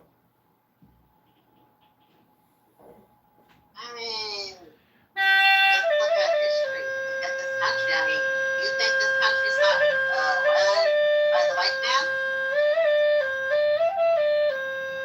Do you really think this country is not run by the white man? See, if you believe... Who's it run by?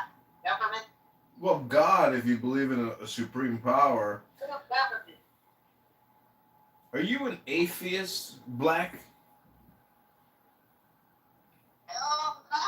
Oh, you believe in a supreme God? I believe in God, yes. I believe that there's only one God. One God, one will, right? One destiny, one plan, one man.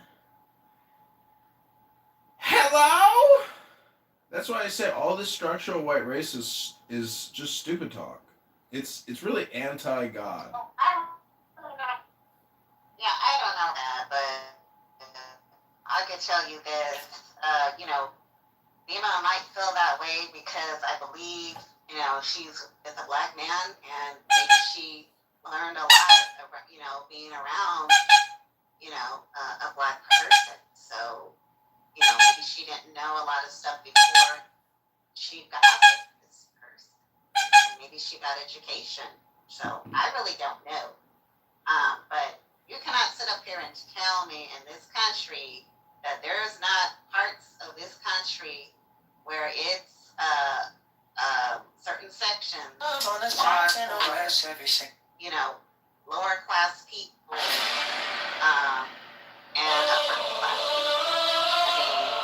And who's mostly the upper class?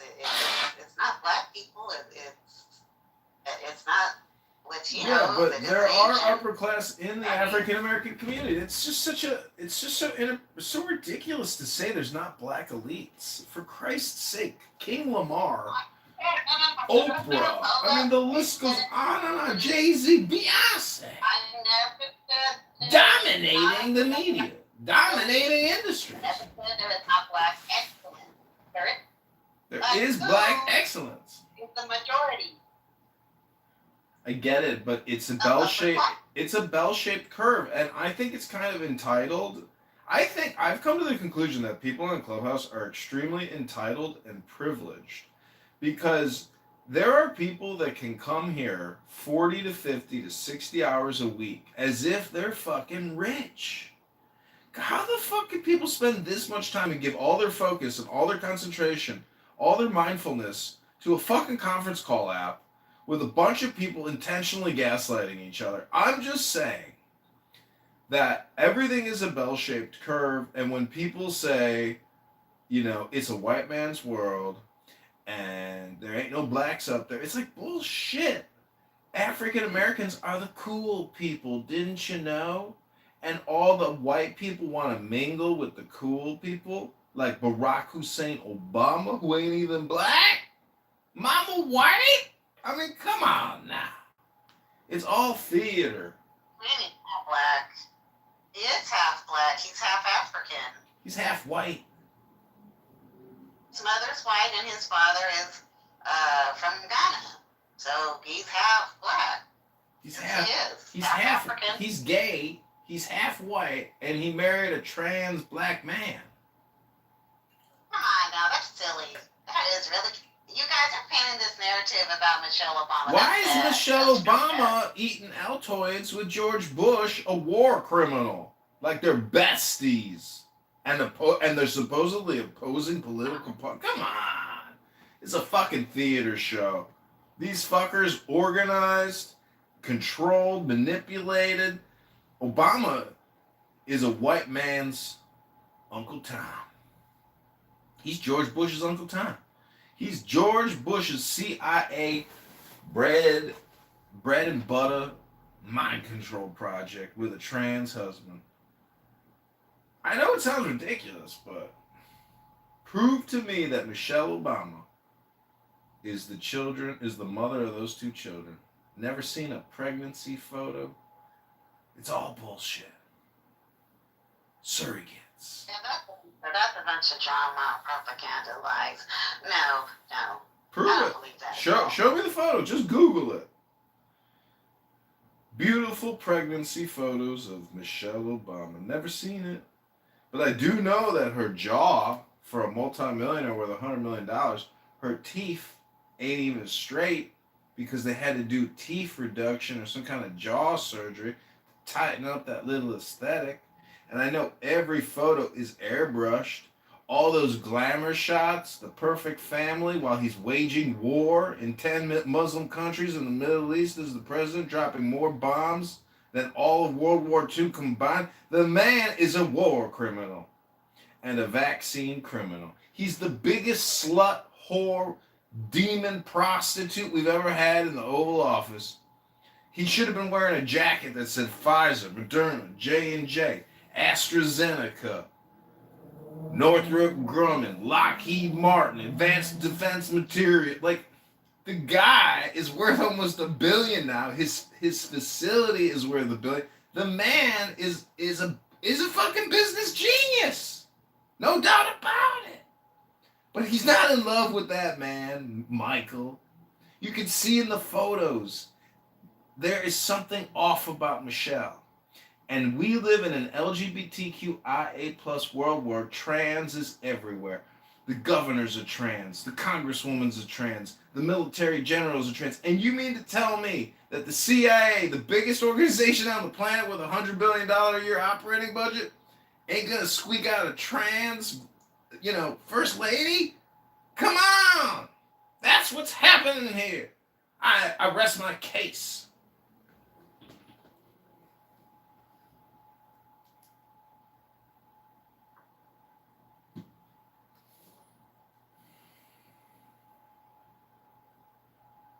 Okay. Eva, you wanted to say something?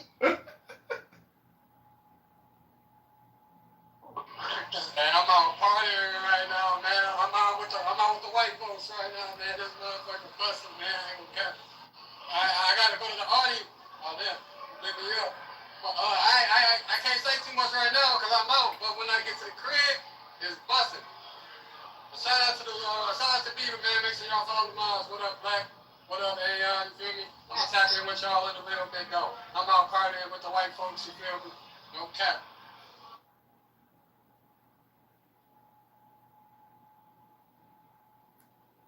You see that, Black? Himothy is celebrating in a structural white racist society. But he's having a good time. He ain't being oppressed. He ain't being redlined at the bar. It's a myth that racism is an epidemic. Listen here, bro.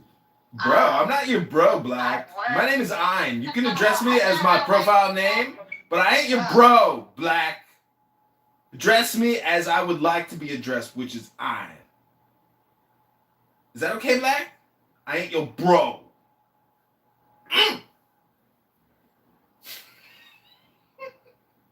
Yeah, okay. Anyway, as I was saying, I go to work, I'm around white people,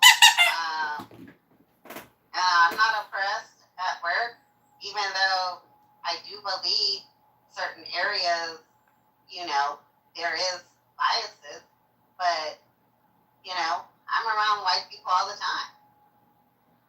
Am I oppressed at work? No. But I'm not going to sit up here and deny that there's not issues in this world. So, you can, but I'm not. A big rush. Power bull rush. Well, you're putting words in my mouth that I didn't say, and I think everybody can obviously admit that there are issues in our society, in our government, on the world at large. So I'm just trying to put forward a positive, optimistic, neuro-linguistic program that helps people along their way. Because I ain't got all day to argue with you. You angry. I'm happy. Leave me alone. Yeah, I heard you earlier. You're just trying to downplay. You're talking about the master. When he owned slaves, he made sure that they had to be taken care of. Man, that was scraps. That was scraps. Have you been on a plantation before? Have you seen where slaves lived? Come on, bro. You gotta do better than that. No, I have been on a plantation, and I've seen slave quarters, and I've seen slave auction markets. Oh, I know. It's horrific. I mean, the experience must have been awful, traumatic, terrible. Couldn't think of probably a worse situation to be in. From the get-go, crossing the great ocean, stuffed in the bottom of a ship, disease, no food, water, horrible. The whole experience is just pure suffering, and I can only imagine that some lives, how they even found the will to live. I'm sure a lot of slaves ended up making the ultimate decision to not live. Jumped into the water. I'm sure a lot of people chose death over slavery and servitude and punishment and censorship because they were censored. And talk about platforms. They had no platforms. Their houses didn't even have platforms. They had mud floors with no plumbing, no hot water and heating, no kitchen, not even a couch. Just a straw wooden bed, not even bricks. Awful, horrible, terrible. Where is Acek?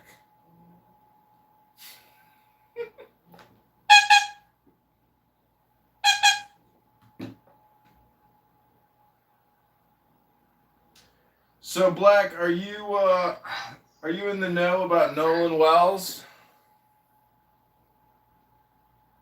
The boater? Yeah, I know about Wells. Yeah, what about him? Do you suspect foul play?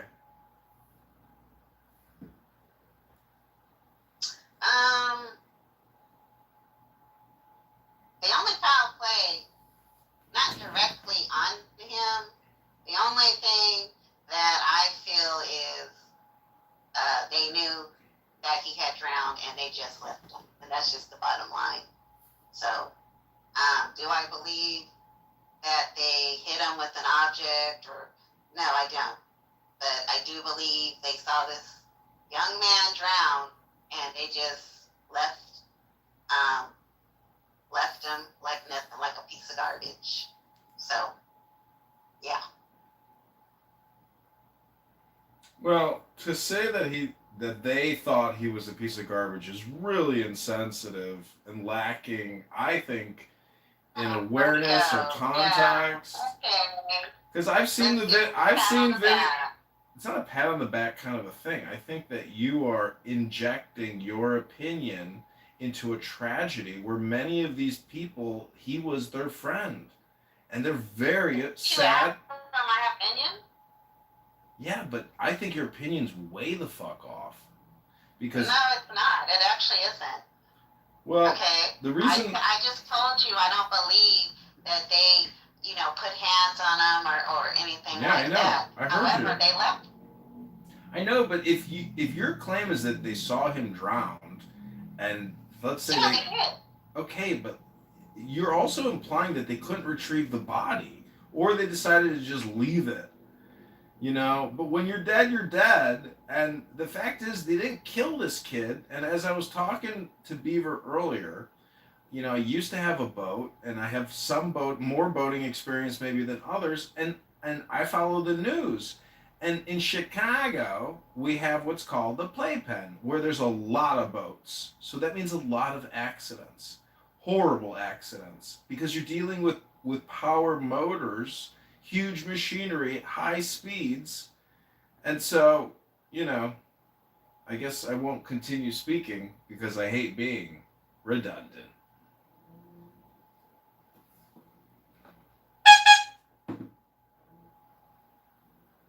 At the end of the day, bro,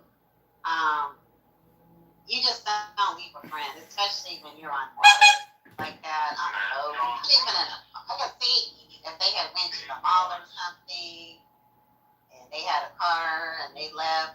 But just in the water, you just don't leave your friend, only person by himself. Like that's not normal.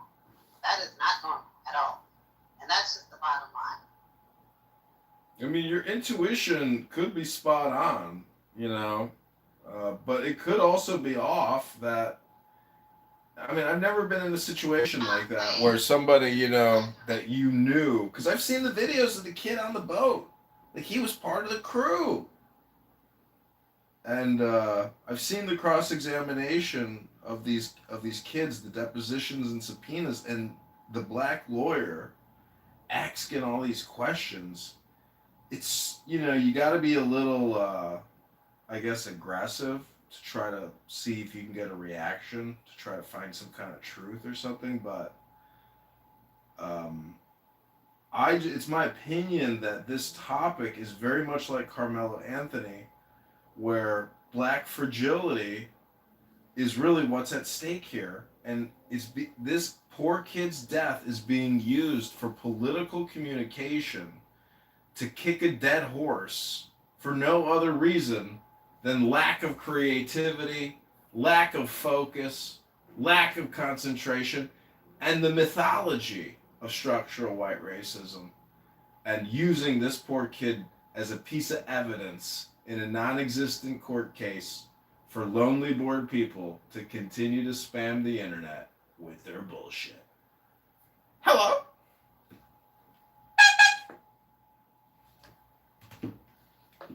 How do you respond, Black?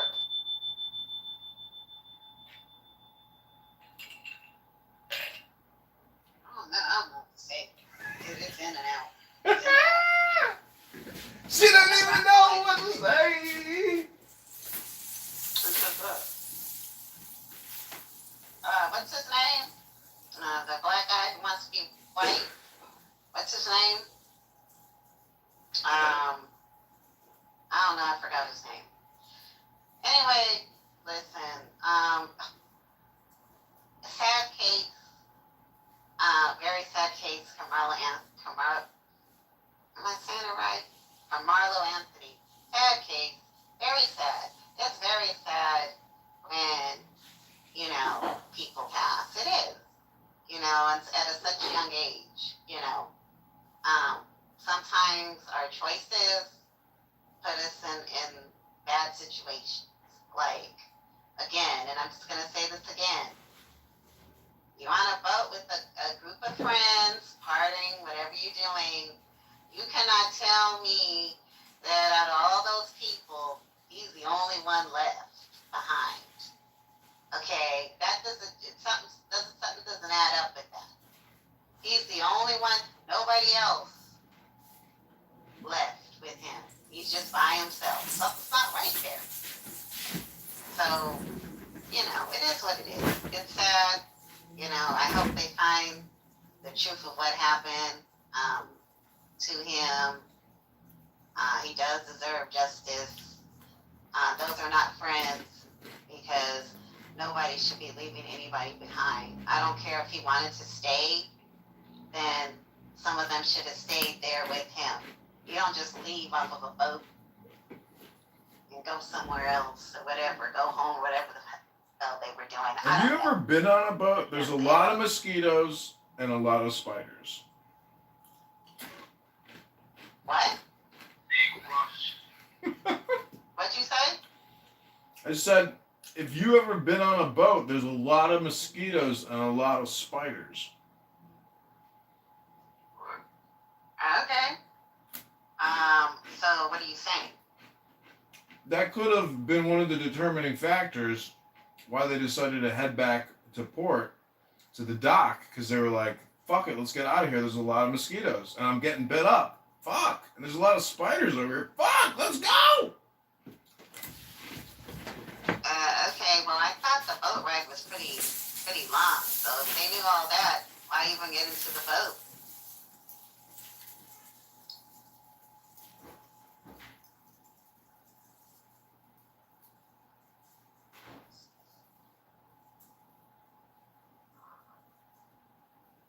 Because I'm not trying to get bit up by, get my body marked up. I know with Caucasian people, when they get bit up, because one of my friends, their body turns red.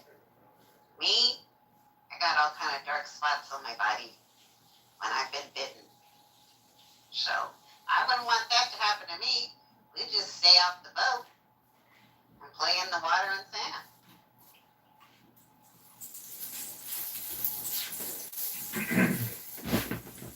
Well, I was on a boat one time in college. I got my boat license. I took out a boat with two friends of mine to go water skiing. And the water was ice cold. And I said to my friend, I said, bro, there's no way. I can't do this. It's too cold. He says, go stand in the back of the boat. There's a puddle. It'll cool you off from your feet. I'm standing in the water in the boat. I'm like, yeah, maybe this will work. Next thing I know, he shoves me over the back of the fucking boat. So friends fuck around on boats. And people get clipped, you know? I got a bunch of friends. And, you know, I mean, in hindsight, they're kind of assholes. They weren't necessarily looking out for me. They were kind of like parasitically using me to have a good time. And I suffered the consequences of the fake friendship. And I think that that's what could have maybe happened to this young man.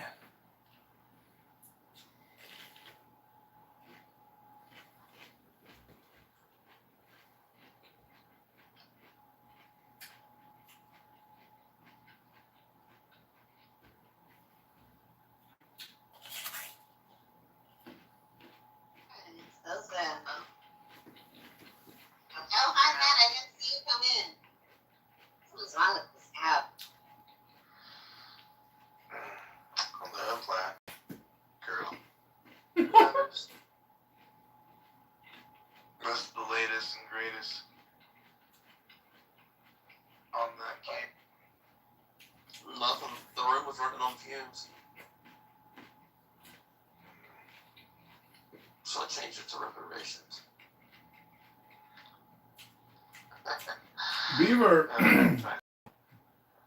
maybe you can give Matt a summary statement about my theory about how African Americans were apocalyptically decimated in the 1890s with the advent of Ellis Island and the mass influx of white people. And that would be the point in history where reparations would have to be calculated.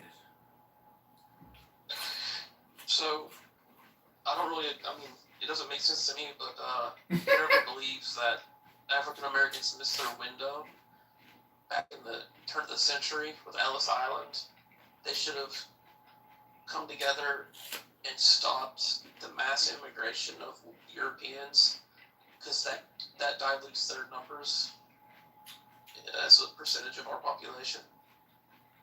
Even though African Americans were tiny back then, weren't they? Like their percentage. So, I don't know. Okay.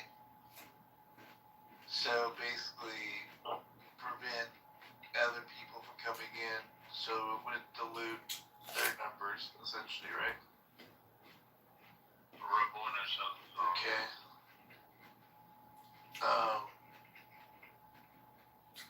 I don't know. I'm not African American. What have they said about it? I don't think Black understood it either.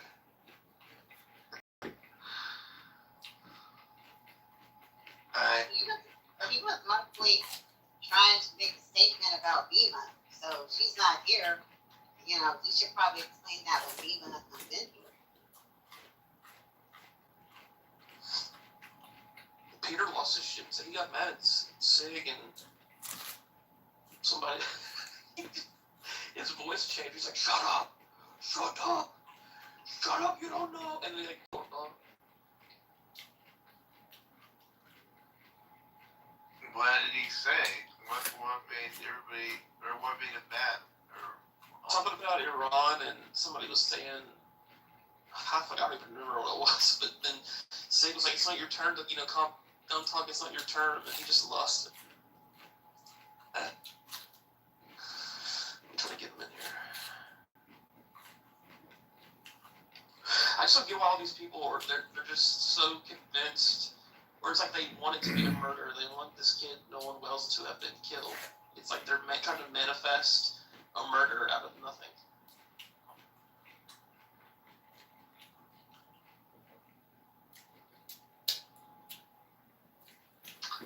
I mean, I would have to agree quite a bit. I mean, could there be foul play? Sure. Could there not been foul play? Sure. We just gotta wait and see. I mean, from all that I've read the last little bit, I don't think anything went wrong in terms of anybody plotting to get him or something. But maybe I'm wrong. Maybe there's somebody out there that knows something about like an evil plot to kill him or something. I don't know, but I don't know. Like, I agree. I don't know. I mean, anything's possible. I'm not like just discard it, but man, those people were pretty dumb to plot to kill this kid like on such a busy holiday. I don't know. Maybe I don't know. I don't know. Well, the 20 Americans that have died in this conflict with Iran, that's real. The hundreds of Americans that have been injured in the war with Iran, that's real. The 5,000 dead IRGC commanders, that's real. But this kid drowning is not necessarily from targeted assassination or coordinated murder or RICO. Oh, we got Tiger here. Maybe Tiger can help us. Tiger, we're talking about this young African American. Well, Kitover, you're a fucking retard. Not that interesting. Okay, so you're just kind of dismissing him. Like what happened to him was just like nothing. Well, we're here talking like privileged, entitled people who are alive. Talking about a young man who died having a good time on a boat. He could have died in worse ways. He could have been born Chinese with a micro penis like Tiger, who goes into Gary Bumgarden's newsroom and starts saying anti-Semitic Jew hate remarks. What a racist and a bigot and a xenophobe and an anti-Semite. Shame on you, Tiger. And whoever your girlfriends are, I'm sure they're disappointed when they see a Tic Tac in between your yellow thighs. I rest my case. Wow. Mary, come on up. Big Tac. That's not the power of the Tic Tac of Rush.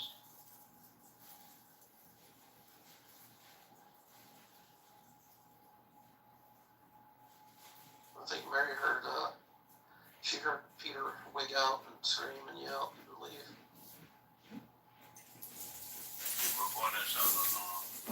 Oh.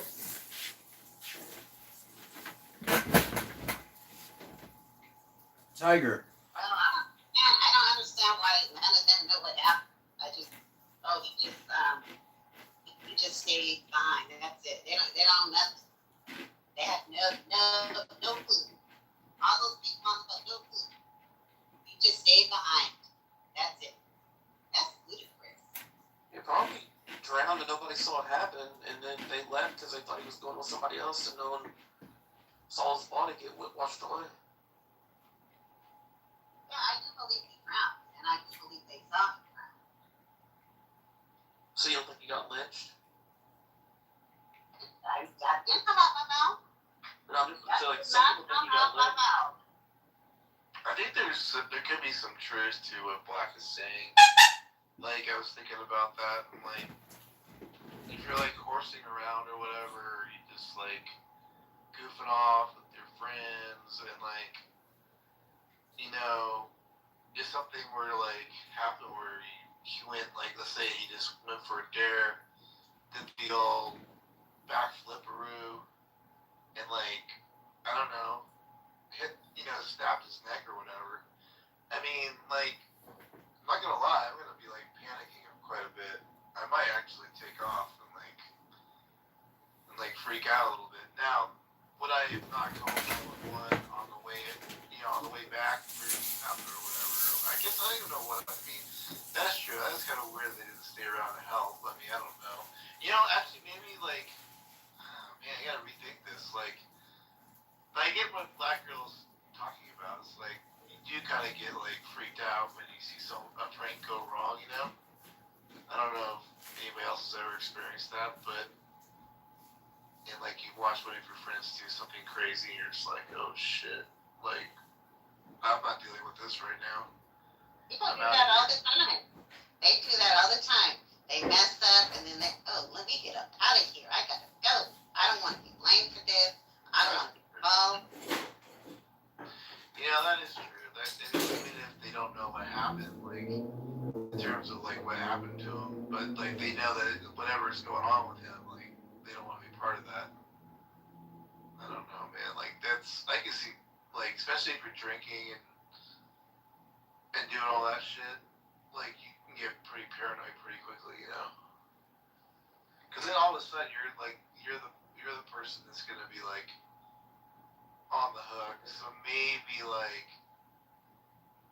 it's kind of a stretch a little bit, because I don't know. I mean, I don't know how good friends they really all were, but if there was like, if they were just kind of like, I don't know, adjacent friends there, then maybe they'll be more willing to like just take off. You know what I mean? Like, I don't know if they were like all this great, like really good friends. Maybe they were. I don't know. I don't know like the history of all the people. See, this is like people talking about the movie Scream or something and never saw it. Nobody knows nothing. Because it was an accident. Because it wasn't a murder. What? Yeah, I don't think anybody thinks it's a murder. Like, I don't think anybody intentionally went out there to kill Nolan or whatever.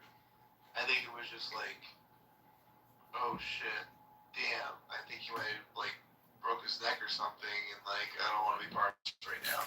Like, we're out of here. Well, and then like that doesn't excuse them, but like that's what happened. You know what I mean? Probably. But see, if it wasn't a structurally white racist society, we would actually have courageous people that want to help save their friend that's drowning. But at some point, you still got to throw the towel in and say, you know what? We can't find the body. It's getting late. We've already sent in the coordinates, etc. Like, when did they pull the plug? Was it too soon?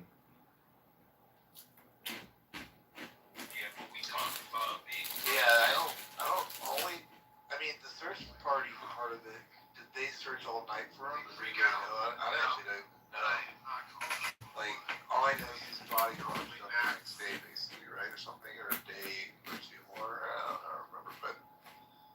But like, the actual search party, I don't remember hearing about, like, what actually was done for that part of things. I don't even know.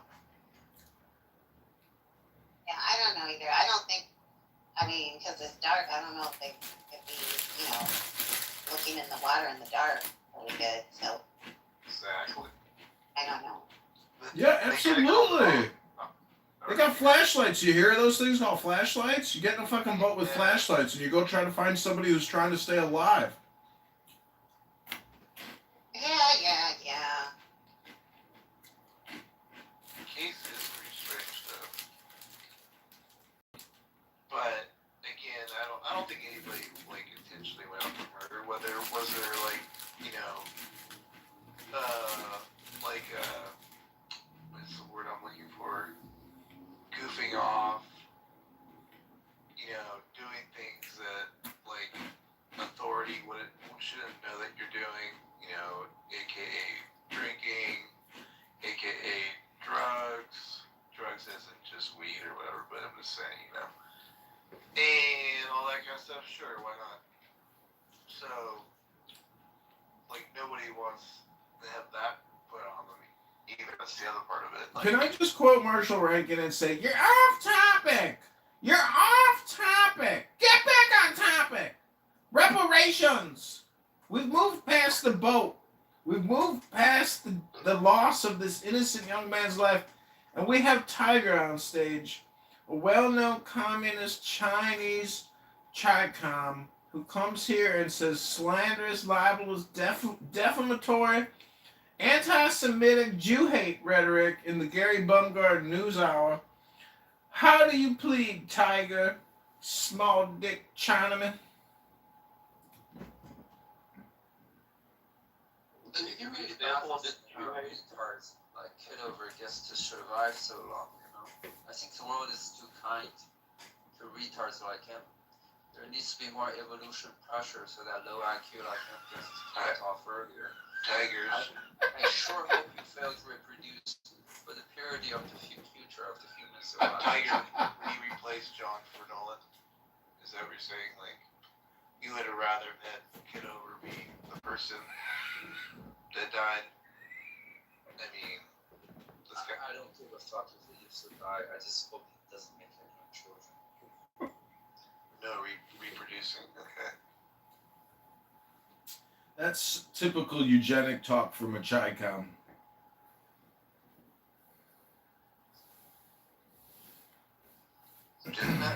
Norm hasn't been in here since I told him to go eat worms, and then Pepe, he's really pissed at us. Well, what the fuck y'all do to Pepe now? You just modded the nigga yesterday. What the fuck?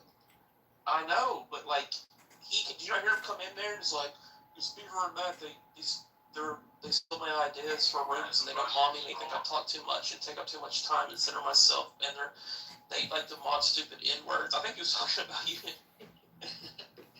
That's crazy, because I was just in the room. I just was modding in the room with him with Sig. He didn't say shit. But, bro, I learned on this app, bro, people be sneak dissing like a motherfucker, but don't say shit when you on stage with them, bro. Them type of niggas, they hoes, bro. You can't, I don't even pay them niggas no mind for real, bro. But it's crazy that he feels some type of way because you just modded the nigga last night. Like, that's why I modded him if I knew he would fight back against that one argument, and I was too lazy to do it. I'm not gonna cap, bro. I know it's just an app, but y'all niggas gotta get them fake ass niggas out y'all circle, man. I know it's just an app, it's just Clubhouse, that shit ain't serious, but that fake ass shit, that shit not cool, bro. Like, what Beeman did? No, I'm just talking in general. Like, I'm talking about Pepe right now. If he feels some type of way, I mean, I don't know how. You just was fucking with the nigga last night. Like, I'm cool with Beeman, but I just don't like the fake shit. Like that shit fake as hell, bro. You literally just modded the nigga last night. He ain't say shit to you. Like, he ain't say shit. You let the nigga get his shit off too. So it's like, bro, the fuck is you bitching about? But, you know, there's no, like, way to actually suffer or have any loss. The crazy shit is, y'all be telling me motherfuckers, all these people be feeling some type of way about me, but it's crazy because I be feeling like motherfuckers, I be looking in the comments and in the chat and shit, motherfuckers be like, bro, I fuck with Timothy for real. Like, Timothy know how to moderate for real. Like, I feel like I know how to moderate for real, bro. Like, no cap. So it's like, I don't understand the hate that I be receiving, bro. Like, it be crazy, bro. True. Yeah. I think it's just because I talk like a nigga for real in a white space. Like, they keep calling this a white space. I don't think it's a white space, though. Like, I don't think they be saying y'all niggas is racist. That's the thing, Timothy. Like, why does Pepe think this is white America? Like, this is not his house. Like, I'm confused. As far as I know, this is called the President Trump house, and he has a house called White America. So I'm not entirely sure why he's confusing the two. I don't get it, you know. Facts, bro. Honestly, it's y'all niggas. Well, yeah, we bought it together. Y'all niggas been rocking with him for so long, even in the White America house. So it's like he kind of damn near feel like y'all don't owe him this shit, but it's just like that's what it's coming off as. Like, shit, nigga, y'all owe me this shit for real. Like, shit weird.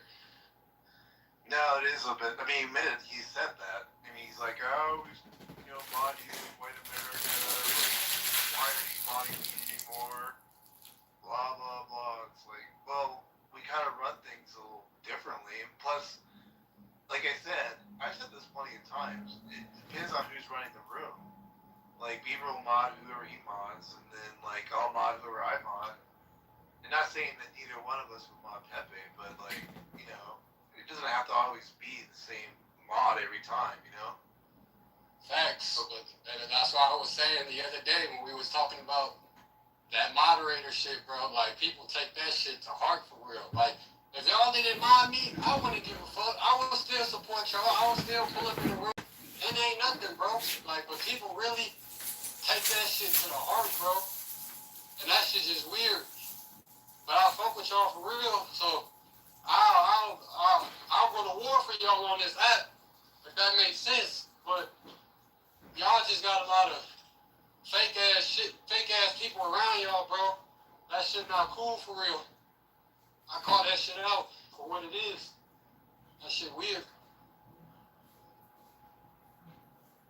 I don't think I'm wrong to say that, you know, when certain people come into a room and they literally speak for 2 hours and nobody really gets a chance to get in, that's pretty disrespectful, you know what I mean? Like, and that's the only room that they will do it in. They'll Exactly. Yeah.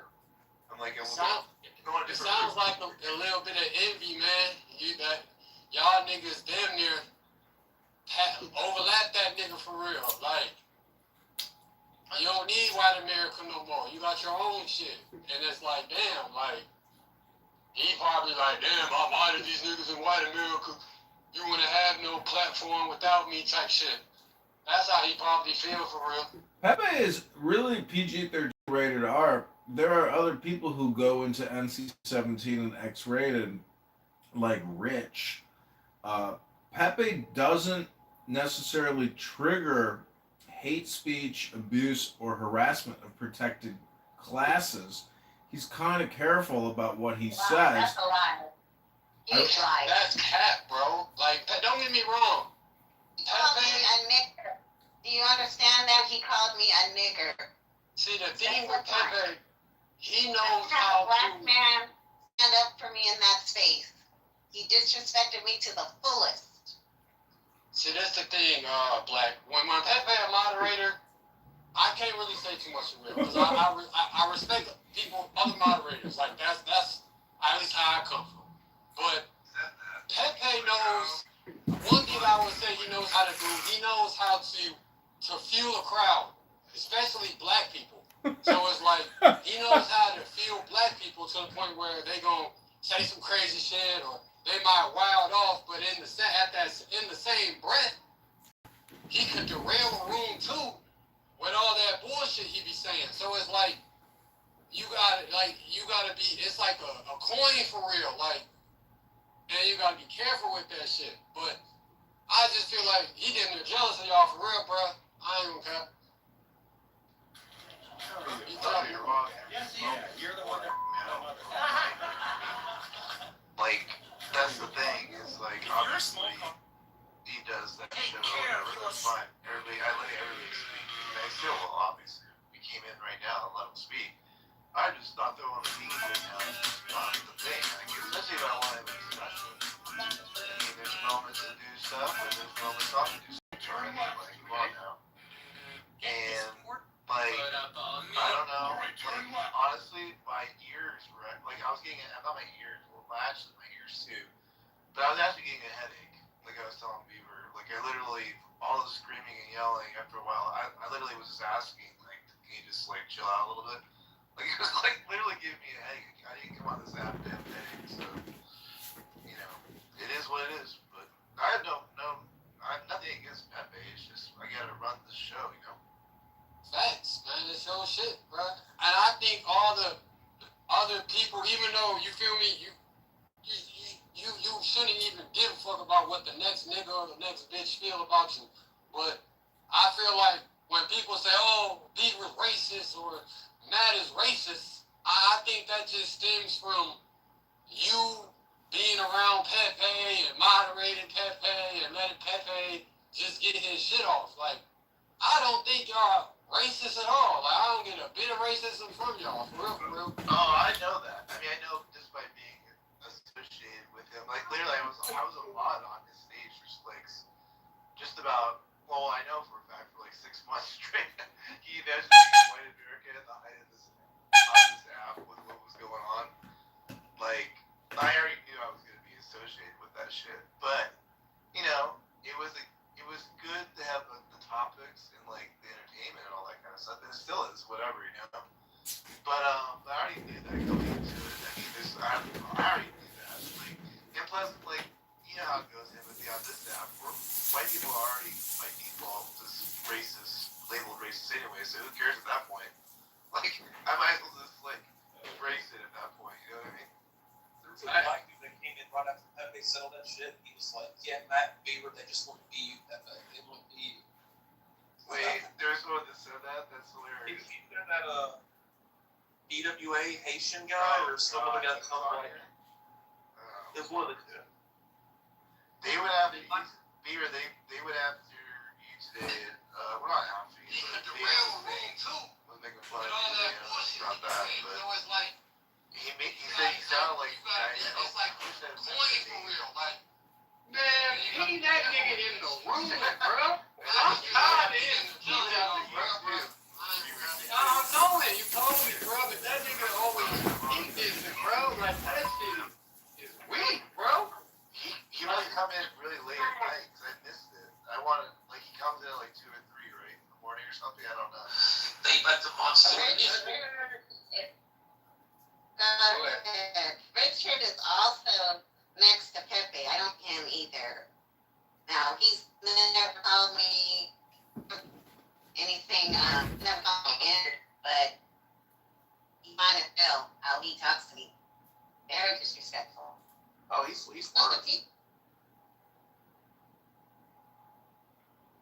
Rich, you guys come across as just normal people, right? Because I've known you, and I remember, I think each of you, I remember, probably said something racist in the past, and I heard, I wasn't happy, but, you know, we had back and forth. But you guys, you know, after knowing you guys just normal. Everybody says something racist sometimes, especially, you know, on Clubhouse. And Pepe is a little bit, you know, you guys are the normal people. You guys are nice people too. You know, Himothy is a really respectful guy. Actually, he's pretty good. But then you get Pepe, right? Pepe is like, I sort of understand him, but he's kind of overboard that he has to get a high out of getting controversy in the room and say something that he knows is going to have backlash, and he enjoys, you know, engaging with that. You know, I think that's a little bit morbid. But even that, you know, I sort of understand him. And he's not, at least with me, he doesn't go too far. But then you get, you know, weirdos like Kitover or Rich. You know, they're kind of the same weirdos. They have 1 million alt accounts and says nothing of value, but just enjoys being there and say something really serious. Projection mirror has been activated. Their mom not like them or something. There's something stupid. I just don't understand outliers like this. I Tiger, can't understand the normal human society. you That reported. scumbags such as this exist. You I just reported don't understand. on Tiger. I think I got clipped because of you one time. You're here. You know what I mean? But we're all good. And I want to thank Tiger for the shout out, but I really don't like being put in the same square, box, or circle as Rich. Rich can be funny at times, but by God, he is one of the most highly annoying people on this app because he refuses to stop talking when other people are talking and just keeps going. And when you have to listen to multiple people talk, it's just too taxing and annoying on the brain. And Rich is one of those extremely highly annoying people. And I'll be honest with you, like, if I knew him in the real world, I wouldn't want to know him in the real world. I wouldn't want to communicate with him in the real world. I wouldn't want to hang out with him in the real world. And that's just me. But Tiger here, for him to say that I am one of those types of retards like Rich, I have to push back and say I am my own special, unique retard faggot, unlike that faggot retard. I am complete. I just don't waste my time categorize different kinds of shit, you know. You believe in a universal turd. I got it. But that's your projection. That's you, China Tiger.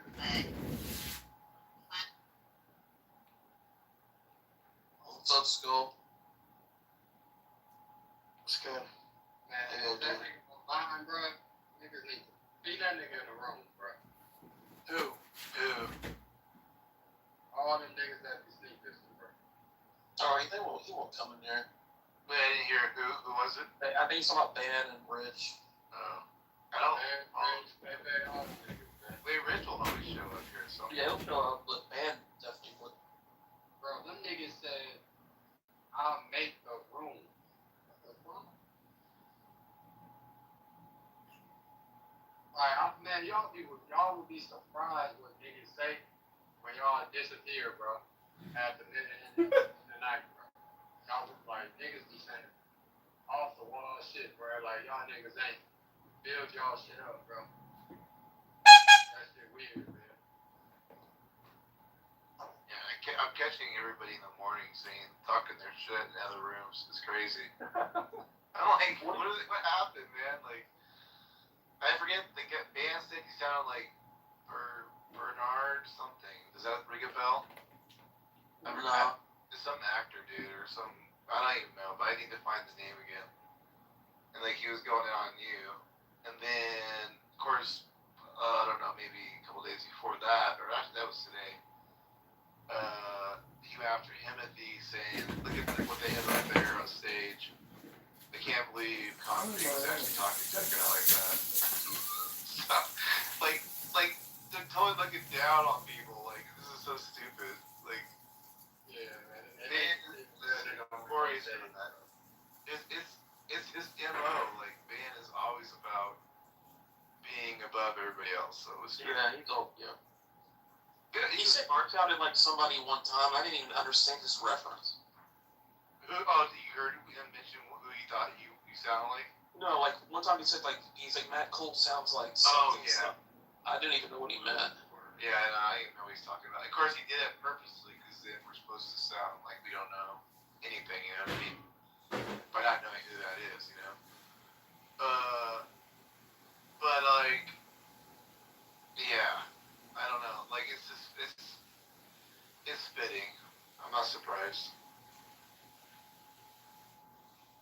What's up with BB though, man? How the fuck y'all know? Like, how y'all know BB? Are y'all She was BB? Like, she was blowing me up last night. She said you kicked her out. bro, that bitch is just doing too much, bro. She's hopping on stage. Oh, I know. She gets out of control. She can. I think. Maybe, oh, this is Madden Beaver's house. Like, I'm gonna go tell Madden Beaver, like. Is that Gigi? Yeah. Wait, so people don't know how hard it is to run a room. Like, I don't even think people understand. Like, the stage that I'm looking here has ever run a room. Just try doing it one night and let us know how it goes. Like, honestly, like, you really can't talk much shit about people who are running rooms. That's where I'm at, you know? Yeah, and then you, Kitover said Brad's last name, and I was getting ready to boot him, but Brad beat me to it in my back channel. He's like, we're going to allow doxing. Oh, no, not that again. Like, similar to the mountain one that we had a couple months ago? Well, he just mentioned his last Yeah, name. it's similar, like, it's very similar, like, because that's what that was all about. That was going on there. He was good. Yeah. And then he did, and then, like, yeah, I don't know, everybody's, you have to please so many people, you know what I mean? Everybody's so, like, around each other so much. They all have personal issues, so you're having to hit with all those different angles, you know, now. And then somebody messaged me that they were mad Beam had a mod badge, and they wanted a mod badge. Who's that? You want to mention the name or not really? You don't I'll tell you the back chat. Okay. I had that. I had everything that you mentioned before. Let's see, I had, well, I mean, I shouldn't mention any names. They are private back channels. Never mind.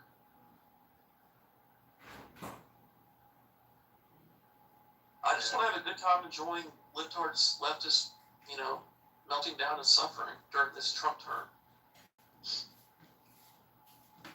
Why can't we have nice things? Why don't they? There's random rooms all the time. What happened? See, the fact that we have 40 trillion in debt and China carries like 10 trillion plus of ours, it's just dilution. Just like market cap equity, where if a corporation issues more shares, it dilutes all the pre-existing shareholders' positions. So that's why if we keep printing debt and we use it wisely, we can dilute the Chinese debt that we owe. And so that's the problem is that the progressive liberal Democrats want to waste the money on inefficient, stupid projects and programs as opposed to real investment in this country, which is real goods, and that starts in the home. We need to build millions of homes in this country, and we need to dilute the Chinese creditors and do it simultaneously to fuck little Chi-Com tiny dickwads like Tiger who think I'm a retard.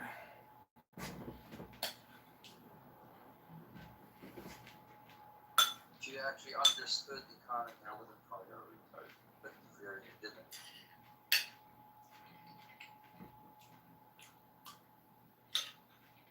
Tiger, the Zionists don't like you at all, do they, on this app? I've noticed. But I'm not American, so I don't care.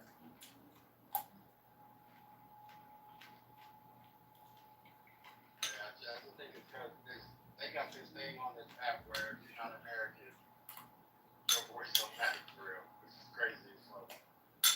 I've never understood that. I always want to hear what people think.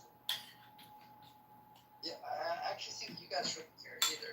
As Americans, they hurt you the most, yet you are so afraid of them. I don't understand this. Call them out.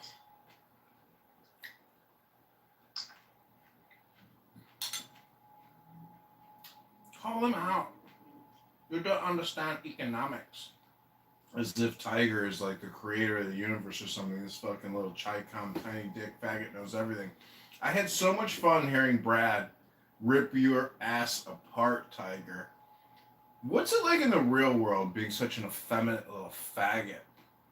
I mean, do you tell people that you're cool and you use a social audio clubhouse app to like voice your opinions? I don't need to take it from Brad. It's not my thing. He's more style than substance. Who do you hate more, Kitover? Marshall Steak and Rankin or Tiger? Oh, Marshall for sure. What about Marshall or Pepe? Marshall for sure, because Marshall kicks me from rooms as if he's like the fucking, clubhouse police or something. It's so fucking annoying. But he got called out so bad by Smurf He was like, shut your fucking hole, Marshall. You kicked me from rooms, you fucking faggot pussy. I was like, yeah, yeah.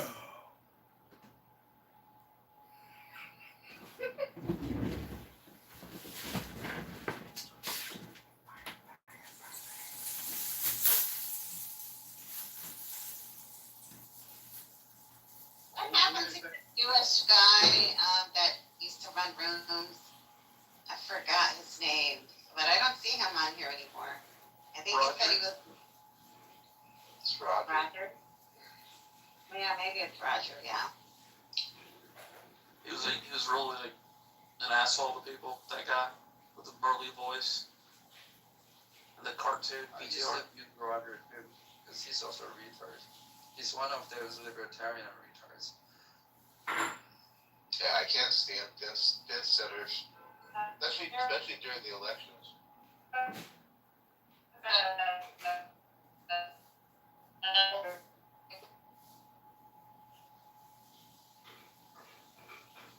They're just me or just black girl in the blender. Who is the nigga that say he recorded our room? That's Ayn right here, A-Y-N. Hey, right here, Oh that's- no, the other guy last night. Oh, that D guy? Field of Rush. Oh shit! He said he recorded the room. Yeah, I don't know who that was. Y'all was He's a weirdo. Y'all was getting that nigga ass last night, bro. Not you, but everybody was getting at his ass, bro. He just got fed up. Shit. They got fed up.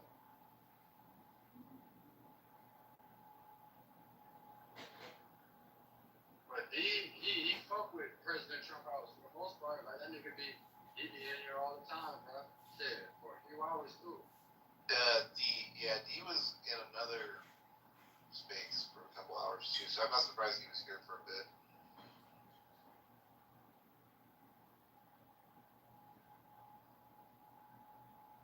Who would y'all say is y'all most like lawyer, I want to say followers or fans, but you know what I mean? Like the most loyal people that y'all see come in the room on a basis, rather if it's busting or if it's dry. Maybe Wallace or Chloe or Stinny. By the way, I could read Chinese, so I'm kind of thinking, are you doxing yourself? You should be more careful if that was your real name. Bro, the thing about me, bro, if you was rich, you know what I mean? Let's act like you was LeBron James, bro. Your address, everybody know where you stay. You know what I mean? His address is on, it's public information, bro. Like, you can pull up to this house, bro. So it's like, all that doxing stuff, or people knowing where I stay, X, Y, Z, bro.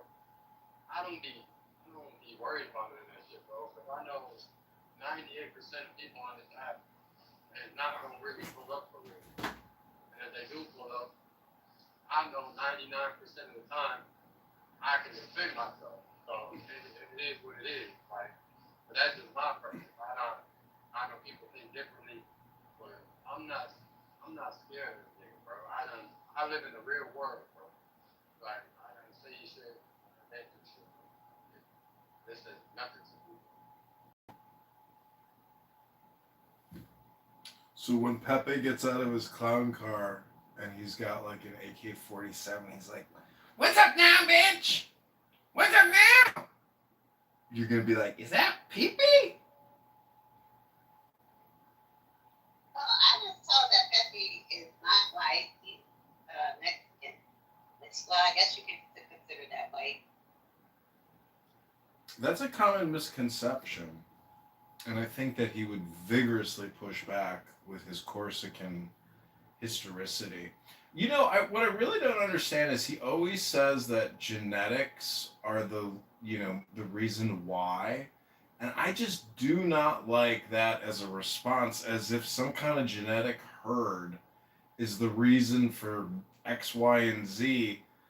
The common, statement of it's genetic. It's so meaningless. It doesn't give any context to the situation. It's such a stupid thing to say. Hello? I tend to agree with them, depending on what you're talking, like what features. But see, when you just say genetic, you're just talking about DNA, but that doesn't take in all the conditioning and environmental factors with regards to the genetic. That's why I say it's so meaningless, because culture, language, etc., and how that interacts with genetic. Dude, genetics are like identical, universal. So it doesn't mean anything when he says it. It's stupid. And it's basically, you're just taking a trope or some type of stereotype and attributing it to the term genetic. It doesn't mean anything. Hello? I disagree. I think there's environment and then there's nature. Both matter. I get it, but they're inseparable. But that's the myth of polar. It's a myth. You have no real evidence to confirm whatever the fuck the stupid hypothesis is. Hello? Well, you can never prove it. You can never prove it 100%. You can only deduce that it's the truth.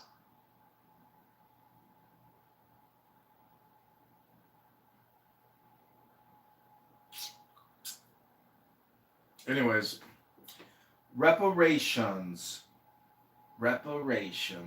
We've discussed the class action versus the individual suit.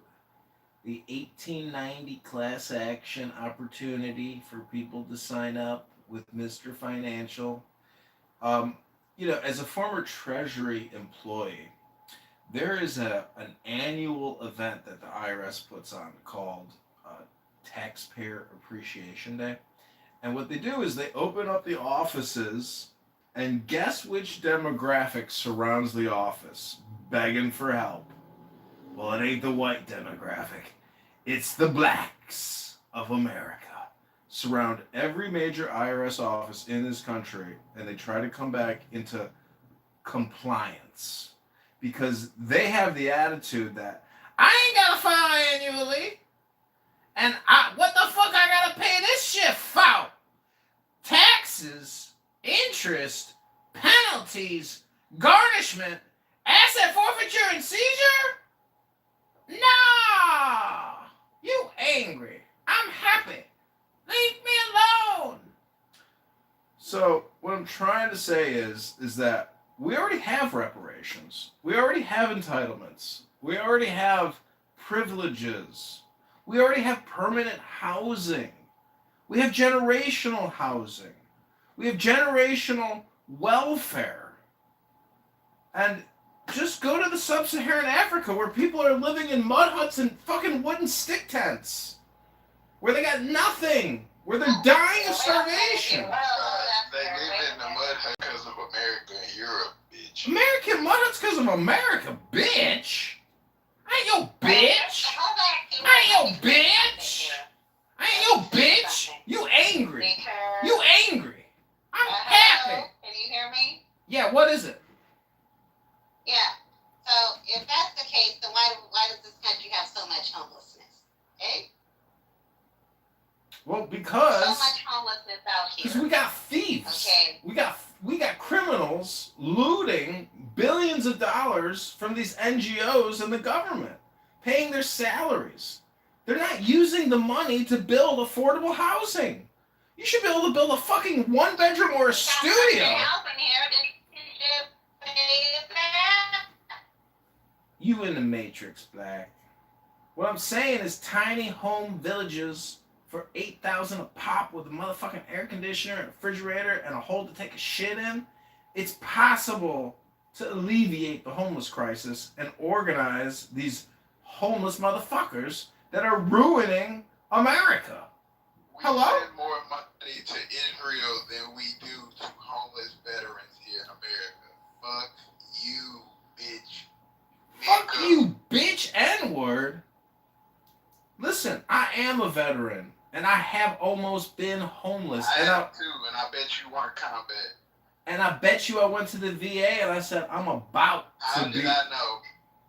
I don't know. You just call me a bitch-ass faggot, N-word. So let me finish my point. Is that if you are about to be homeless You ain't just gonna get some voucher like, here's the money, have yourself a good life in your new apartment that we will pay for every month. No. You're gonna have to go live in a shelter with homeless people and bedbugs for a year. And then the VA will say, well, you done lived in the shelter for a year. Here's your HUD housing voucher. Enjoy your new life in your one bedroom for $1,400 a month that taxpayers will pay for you, and we will take from other people and give to you to sacrifice others for yourself. I rest my case. Bitch ass faggot N-word.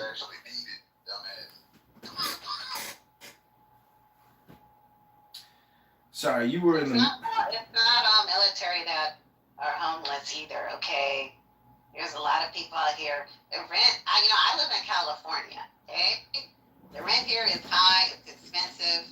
People live paycheck to paycheck. Some people just decide, hey, I want to just be homeless because I don't have a bill, so I won't have bills to pay. I just, do a tent outside. I get it. People choose to die in weird ways. If you go to India, they got gurus sitting in cow shit, burning incense, and they got white European girls stripping around them, shooting selfies and doing video Instagrams and shit. There's weird ways to live your life. You ain't gotta live in a box. You ain't gotta have a gas bill and a utility bill and this bill and that bill and another bill and here, this, broken, that. You can just kick it at a park and say fuck it. 2 tears in a bucket. Motherfuckers. Hello? Hey, I feel the rush. I just want to say this nigga does not reflect the American military. This is an anomaly. Projection mirror alert says what? Calling me a bitch ass faggot? What was your rank, bitch? I bet you I didn't spend as much time as Lance Corporal as you, bitch. Lance Corporal? How many toilets did you clean, bitch? For y'all non-veterans, Lance Corporal is like the litmus test for a motherfucker's usefulness. Especially in the beginning tenure of their career in the military. Now for this bastard, seeing as how he pushed paper and pens, he didn't have to aspire to achieve too much. The barometer is automatically low. Projection says what, bitch? I was a corporal, bitch. Then I was a specialist, bitch. Then I was a sergeant, bitch. In the infantry. Hooah! You were not 03. I was 11 Bravo, bitch. Don't make no assumptions. You know what that makes of you? I thought that too. What were you, Artie? I got a blue cord. I'm gonna floss your ass with it, bitch. What were you, Artie? Don't make no assumptions, bitch. Say it. You angry, bitch. I can't argue with you. You angry. There wasn't no dope kicker. Goddamn sure wasn't there. I can't argue with you. You angry. I'm happy. Leave me alone. That's what I figured. You figure right, bitch.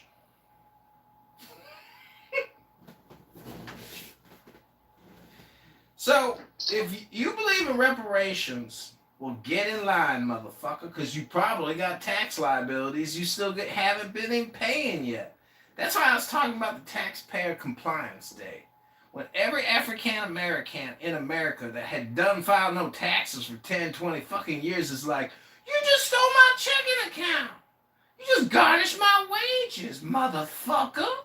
And I'm here to seek redress on behalf of my government for my lack of compliance and work ethic. Because I got no work ethic and I don't file my taxes, so I'm here for a little reparation. Reparation comes in many forms of factors on behalf of Uncle Samite. And not every program and project which is what is it called? Appropriated when they make their appropriations. I'm just saying that we need appropriations for reparations.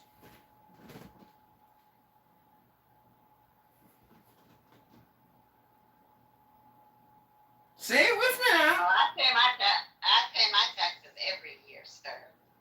I'm not talking talking to you. I'm talking at large. Hello? I want to say again, this nigga does not reflect the United States. That's because you on a conference call app called Clown House, motherfucker. Lance Corporal. Fucking Corporal. Go clean that fucking toilet. Make it shine, bitch. Make that motherfucking toilet shine like your shoes, bitch. Don't make no assumptions on this stupid conference call app. I done cleaned a lot of toilets too, motherfucker! Politicians in the military don't act nothing like this, nigga. I swear to God, they don't. So rest assured. Yeah, rest assured you goddamn gonna clean more toilets in your future, motherfucker. Speaking of military, anybody seen Doc recently at all or no?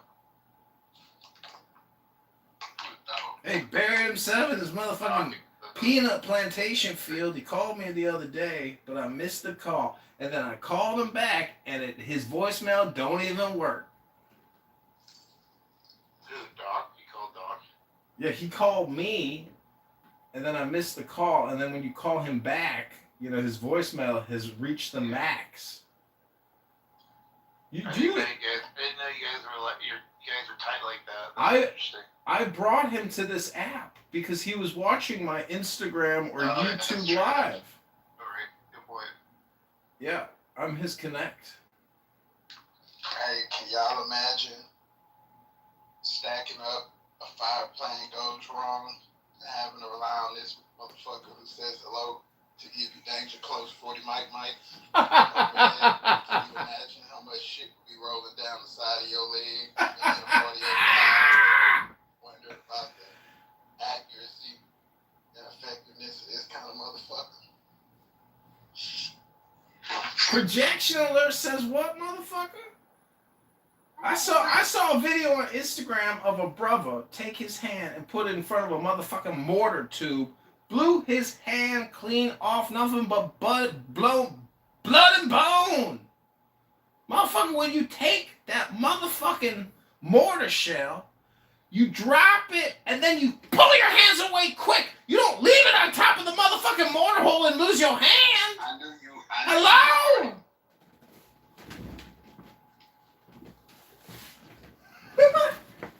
What are you saying, Hughes? Party? You're probably on tip of the base.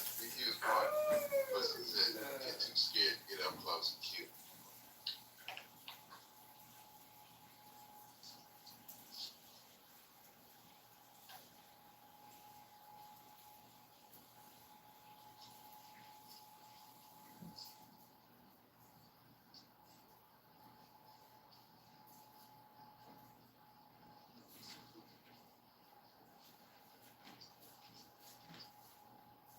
Hey, you gotta stop this. You keep this shit up, I'm gonna find out who your daddy was at boot camp, and I'm gonna get him to come on here and talk back to you. This is embarrassing. This gotta stop. Specifically that hello shit that you do at the end of your sentences. That's borderline homosexual. You gotta shut that down.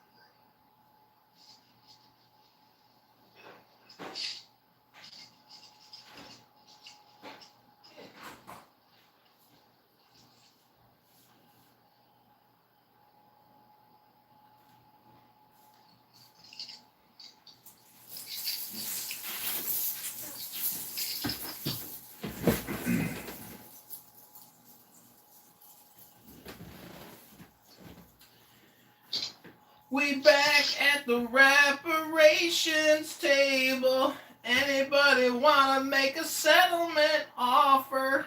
Hello? I feel the rush.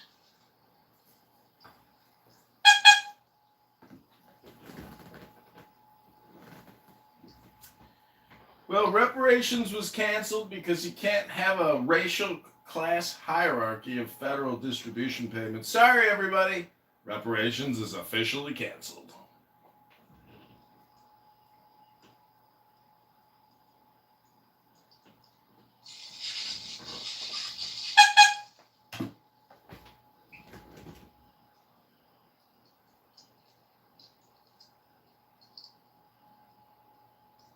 Hey, did you ever hear of a guy named Stephen Benson?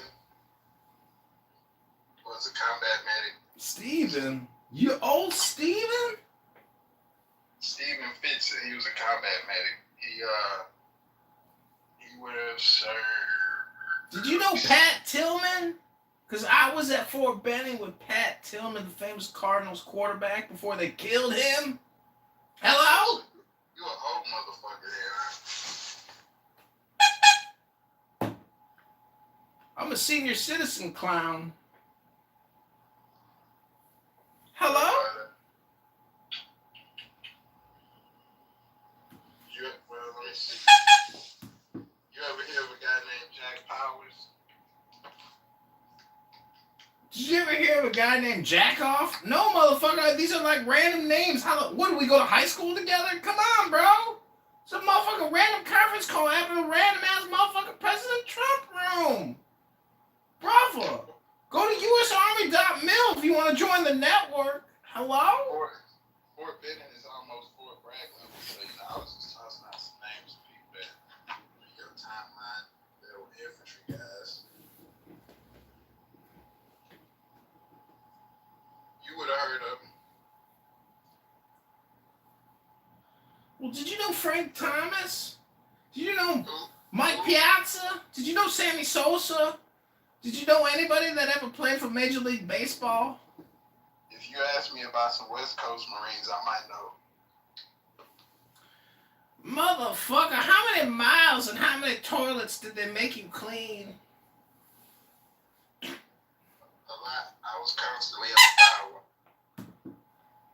Oh, man. You know what a skookum is? No, but I know what a pogue is. Well, what's important is that I'm getting ready to go to bed and dream of my holy guardian angel, my higher self. She's 6'3", has legs like a stallion. She don't need breast implants because her titties are real. And her smile is perfect. And her hair... 100% disability. I just can smell it. Go ahead. I'm sorry. I didn't mean to interrupt. I know you get 100% disability. Well, you're making an assumption. No, you're making an assumption.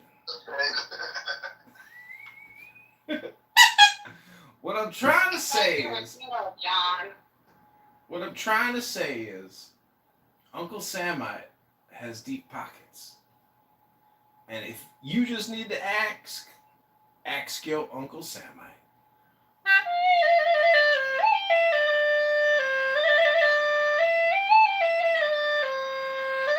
Some of y'all taxpayers know y'all are paying for this motherfucker for his drug habit. Mental goulash that y'all have to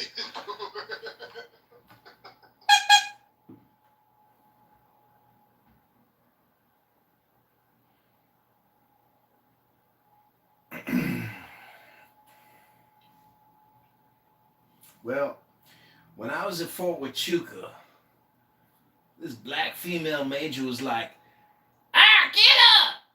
Go march back to the back of the fucking facility and go clean those toilets now, soldiers! I said, bitch, I'm a fucking lieutenant. I ain't gonna go clean no motherfucking toilets, bitch. And then I got up and I went to go clean the toilet. And I looked at this Saudi Arabian officer. He was a prince, and I said, are you gonna clean the toilet with me? He said, fuck you, bitch. I'm not cleaning no fucking toilet for you, motherfucker. I was like, motherfucker! I gotta clean a toilet for this motherfucking Saudi Arabian goat-eating Muslim motherfucker! So I went and I cleaned that toilet. And as I was scrubbing the shit flakes off the side of this old porcelain toilet at this military facility, that Saudi motherfucker was on his bank account app, counting the zeros. He was a multi-millionaire. And I kept scrubbing that toilet porcelain, scraping off all that shit flakes from all those soldiers eating that shitty fucking pizza.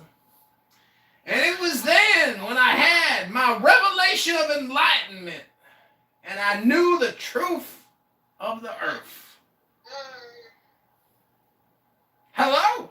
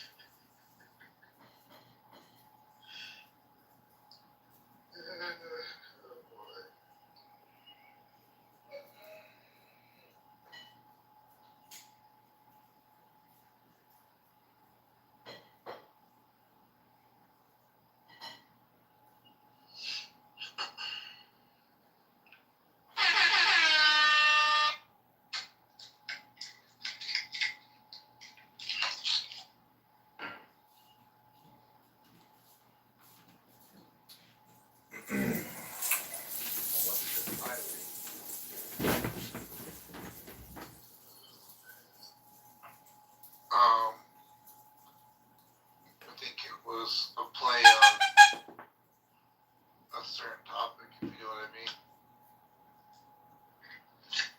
See, if the African American community wants reparations to be paid, well, Clown House could be the future platform of supposed reparations. Because they got the gold coin platform transfer system. And if we just supersede the government, come together.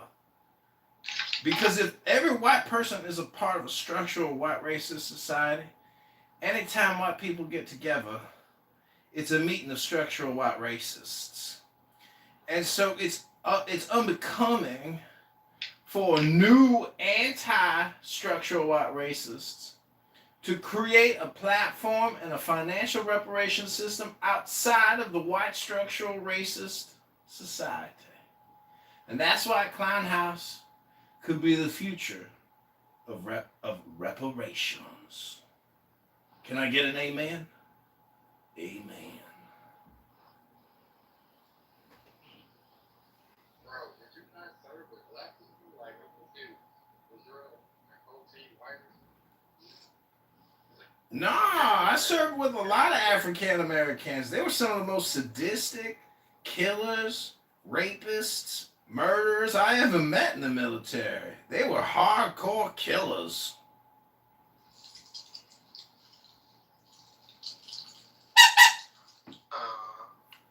You didn't really answer his question. Did you serve with people that look like you or not? Yeah, I served with African Americans, young people, young women, young men. Didn't matter. Any shape, color, size. You serve with everybody. Did you talk like this around them or not? No, this is my late night Clown House shtick. You guys are on my YouTube Enterprise Incorporated business, where I live stream faggot, retard faggots 40 hours a week on Clown House. And YouTube. Not YouTube, YouTube. I keep telling you, man, this nigga was not no joking. I keep trying to tell you. Yeah, he not representing the military too well, bro. We need to. Brother, this ain't the goddamn motherfucking MEPS facility. This ain't boot camp. This ain't officer candidate school. This ain't a deployment, motherfucker. This ain't even a National Guard drill weekend. This is Clown House President Trump room. So how do we fix this, I wonder? How many mentally ill people do we have out there, do you think? If I'm any indicator, it's a good guess that there are hundreds of millions of faggot retards just like me. Even worse off, because they can't even fucking admit that they're a retard faggot. Like Pepe, so unaware of himself. He's like a wind-up toy box of racism and low IQ stupidity. A box or a stew of hate, of bigotry, of stereotypes. a retard. Brother Pepe.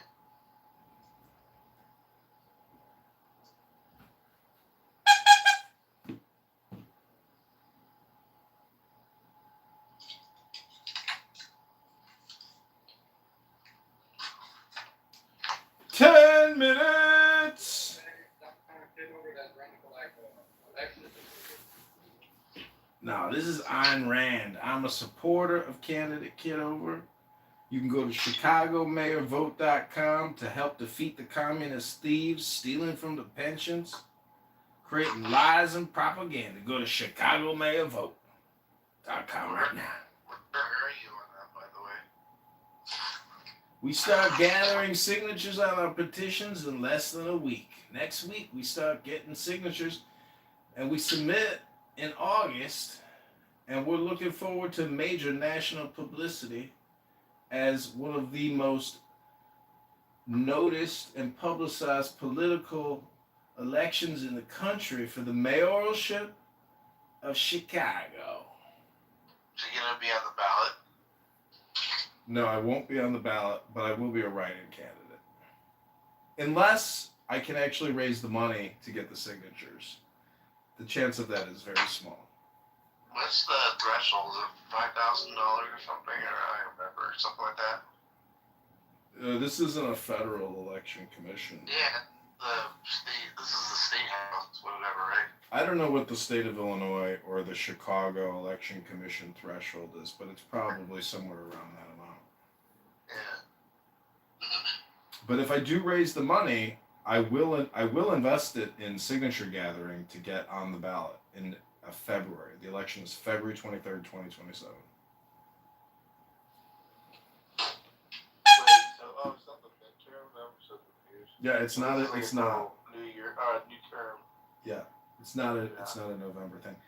We recently had an alderman who is a hardcore socialist communist named Byron Sig Lopecchio or whatever the fuck his name is, and he ran for Congress as an independent, and he had to get 15,000 signatures, and he turned in 16,000.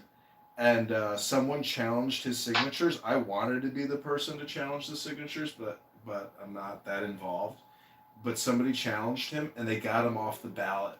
And so he's now. That's brutal. Yeah, now he's claiming that he's going to take it to the Illinois Supreme Court, but he shows that the system is rigged for Democrats, and it's totally rigged to prevent independents from ever getting on the ballot.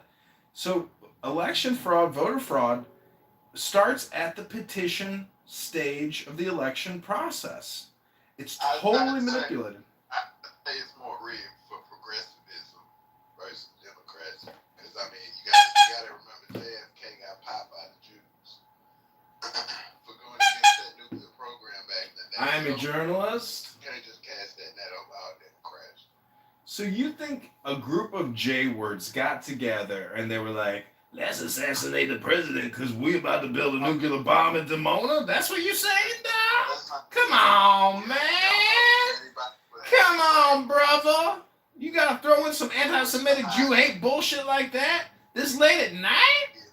You fucking racist ass motherfucker. What are you, some kind of closet Zionist, a Jew dick sucker or some shit? A Jew dick suck? Corporal, you are a retard, faggot, retard. It was the CIA and the Pentagon that killed our beautiful president, John F. Kennedy. Get with it, motherfucker! Save your anti-Semitic slander for somebody who can... I can drop the articles if y'all need. We got somebody on the stage here who can go thermonuclear. Look out. Thermonuclear on your live stream. Anyone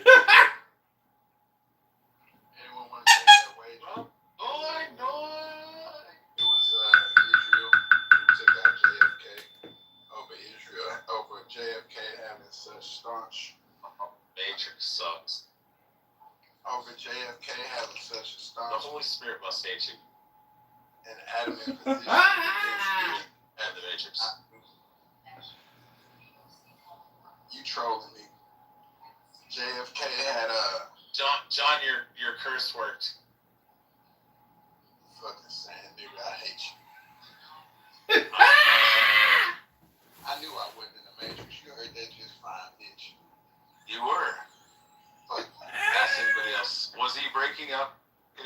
I couldn't hear a word he said. It was Matrix all the way. Yeah, don't trust that shifty Jew, Mr. No Name.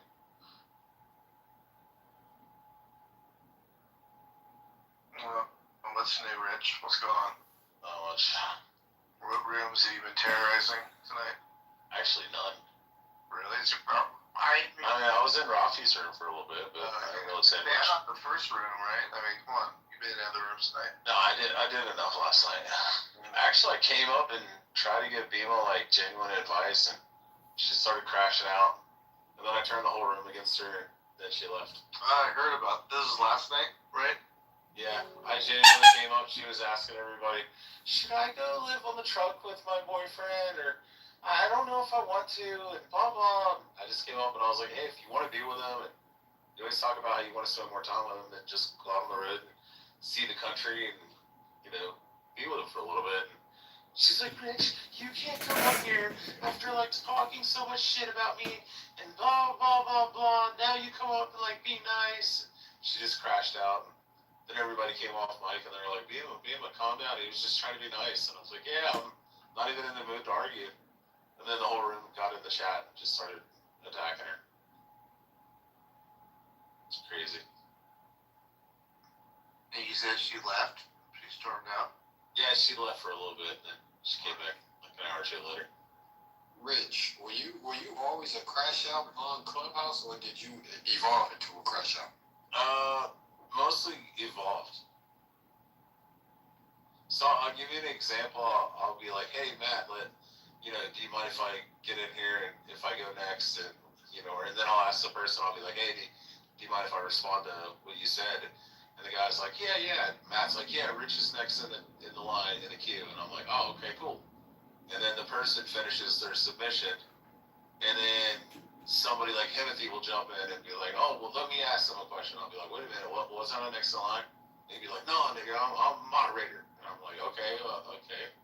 And then you argue with the person, and then somebody else jumps off mic and starts arguing with them. And then they start like 7 other people arguing. And I'm like, you know what, fuck it. I'm just going to fucking rudely interrupt, so I don't give a shit.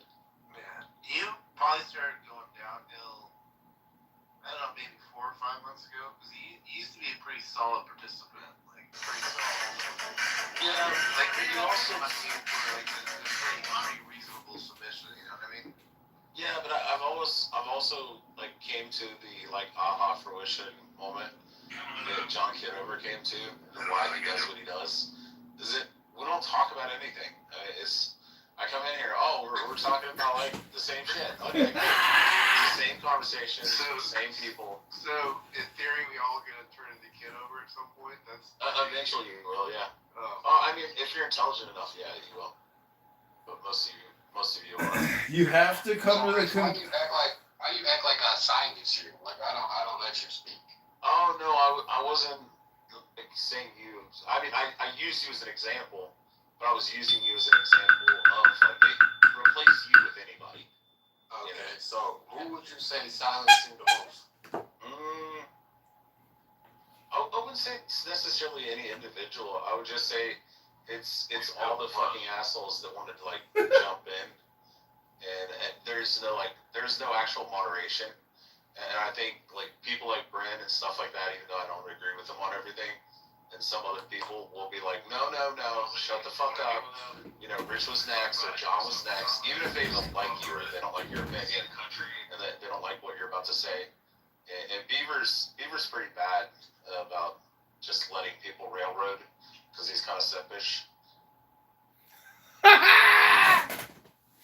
So anyway, I'm praying that Trump pops this draft off.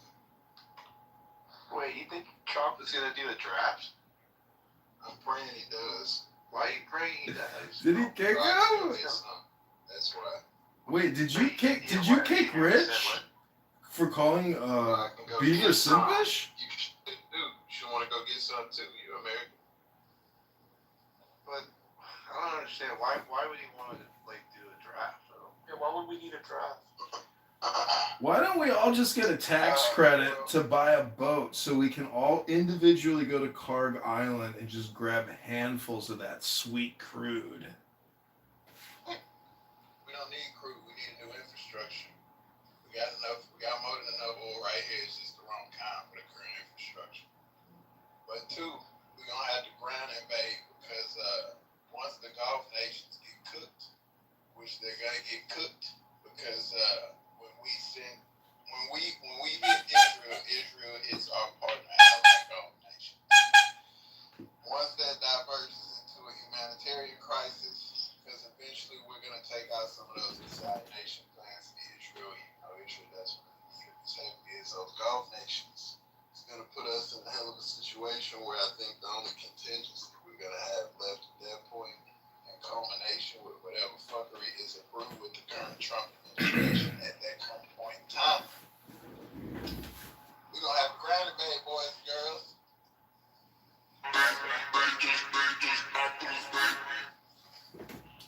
Well, you see, to a dummy like yourself, every time you see a nail, you think, oh, I gotta grab a hammer and just hammer that motherfucking nail in. You never built a multi-billion-dollar motherfucking skyscraper in the heart of Manhattan. You never fucking started an NBC television series that went universal and made billions of dollars. You never built a motherfucking casino in Vegas. You never fucking built towers all around the world. You never fucking licensed your brand for billions of dollars. You never became a motherfucking president twice. Defeated assassination attempts. Circumvented the goddamn Democrat industrial complex. I'm a Trump fan, nigga. You a Trump fan?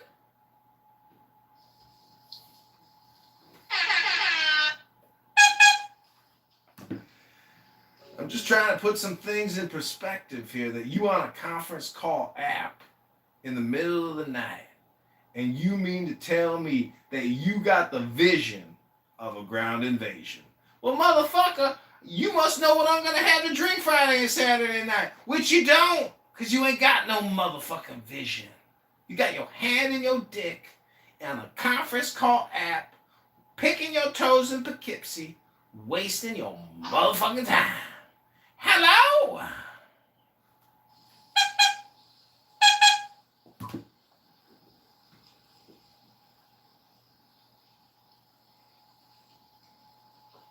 You in the Matrix.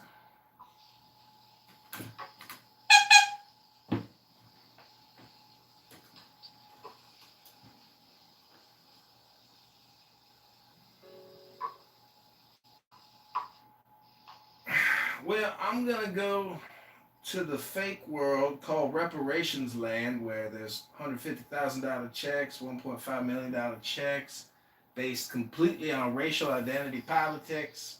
It's called the fake world. Oh, somebody told me to tell Beaver he's a simp. Beaver is a cuck. That was Rich on my YouTube live. How do you respond, Rich? Beaver, how do you respond? Excuse you. Excuse you. Oh, I'm sorry, I hit the wrong button.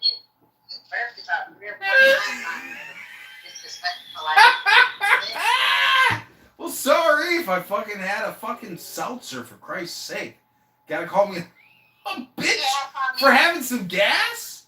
For fucking acid reflux? You gotta call me your bitch?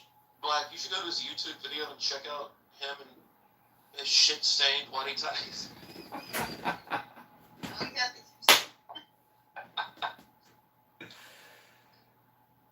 Well, you know, what's worse? Carrying around photos of my shit-stained underpants while I do yoga in the sun? Or actually being flexible, healthy, wealthy, and wise? Which one is worse? Walking around with a photo of John Kitover shitting his pants doing yoga on your phone so you can gossip about my ass crack? Is that worse than me living my best life, motherfucker? At No! what point do you abandon the underwear and just throw it away? Like, how big does the shit stain have to get? The psychology is a challenge to see how much shit can accrue and still remain post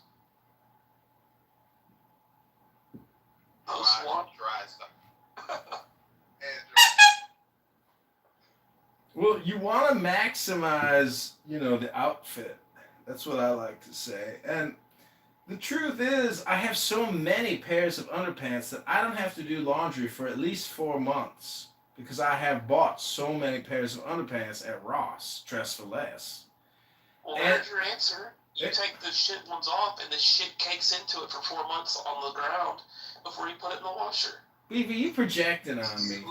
Let me get the projection detection system turned back on. An N-word? An N-word profile for a Ross Dress for Less because I dress efficiently and cost effectively? Dress for Less. Shop at Ross. You do solidifies that for me.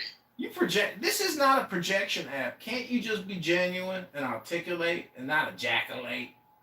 Just say what you feel and feel what you say. You ain't gotta attack me personally for shopping at Ross and dressing for less. God damn. And your profanity on top of it, you corporal. Fucking you low IQ guy. Get back in the fucking bathroom and clean that motherfucking toilets. You take care of it immediately, or you just let it sit there until the end of the day? I don't shit my pants and then let it cake on the floors, Beaver. I'm a former goddamn military intelligence officer. We don't let shit cake on our fucking panties. We use them once, we put them in the dryer, in the hamper, and we got bags of panties. And we work out in the sun, we sweat. Unlike you, you're probably a fat ass, just like Beamer. Like fucking Matt too. We know you guys are fucking fat, lazy, unmotivated, not dedicated. You guys are basically liberal, Democrat, progressive, 1990 Democrats like Pepe. Close enough. You guys don't support Trump all the way, do you? You ain't really on Team America. You ain't really rooting for America's baseball team every day, the only team, the best team. You guys don't love Trump the way that real maggots do. Tell Beaver he's a simp. Beaver is such a cuck. John, read the above, please. Dash rich. I rest my case, ladies and gentlemen. Just tell him to suffer. Just say S-U-F-F-E-R. Yeah, just say that. Suffer. Thank you. Suffer.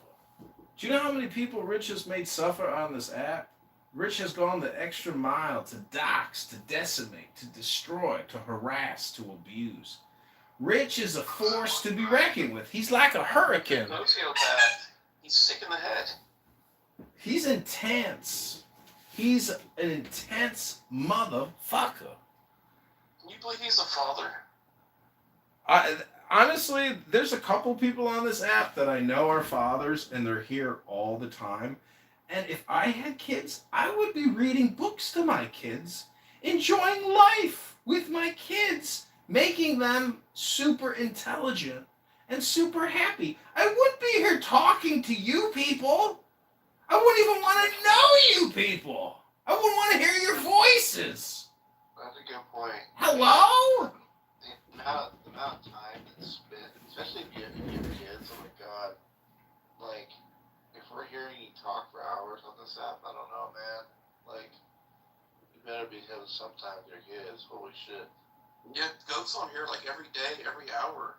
That's true. A lot of y'all don't have jobs. A lot of y'all don't have no job. That's what it is. Sitting up here about nonsense. Get a job.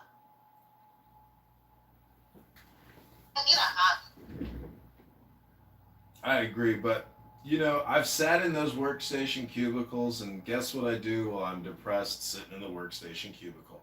Well, I open up Clubhouse, of course. Okay, well, not everybody can do that. But you're just not opening up Clubhouse. You're opening up like 30 phones. You're going like buck wild with it. Well, you only get 2.5 billion seconds to live your pathetic life. I figure why not record it all for posterity and for history. And also because it annoys people who are damn well worthy of mockery. Because they are highly annoying people, pseudo-intellectuals, projecting assholes, and loser fucks that we've established have children but are here pontificating 80 hours a week like a faggot retard. And I didn't say the N-word. Retard faggot. You missed Roger. No, I don't miss anybody. I enjoy my life. I live my best day every day, and I don't care if people disappear. Bye. Hello?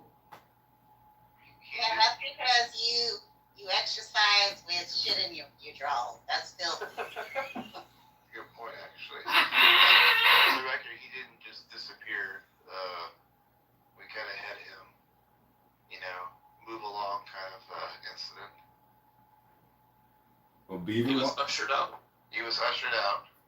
by Pepe? Yes. Well, Matt, me, and Pepe, and some others. It was a group effort, yeah. Well, I think I saw Rich had a profile like a couple weeks ago, and I'm almost sure that it was Monica's photos. He had like multiple photos of Monica. I don't know how he got them, but I believe that they were probably accurate photos of Monica. Well, everybody has those. Everybody has photos of Monica. We talk about. Oh, I didn't know that. Yeah. Well, they looked kind of like what they sounded like. I mean, right? Like the sound matches the body. Yeah. Who cares more about recording? Is it Monica or Kitover? I wonder who has more hours. I don't know, but Like actually recording, you mean? Yeah, because she loves her replays. Good point. well, I have so much content that even today in a room they were saying if you just spend a little time looking up John Kitover and you start digging through all the videos, it's so much content that people just surrender and run away in fear and horror of the incredible amount of time that I've spent, building up 200,000 videos on YouTube of people here wasting all their time talking about nothing. And it's a little bit like Groundhog Day. Every video is like Bill Murray going through the movie, getting to the end, and he's finally happy. It's Groundhog Day! Hello? Hey, storage. No, what are you talking about? It's all on YouTube. Just pay for storage. What the fuck are you talking about? I figured they would eventually charge you if you kept adding all that shit to their server. No, but Rich wants me to remind you to tell Beaver he's a simp and he's a cock. Did you tell him to suffer?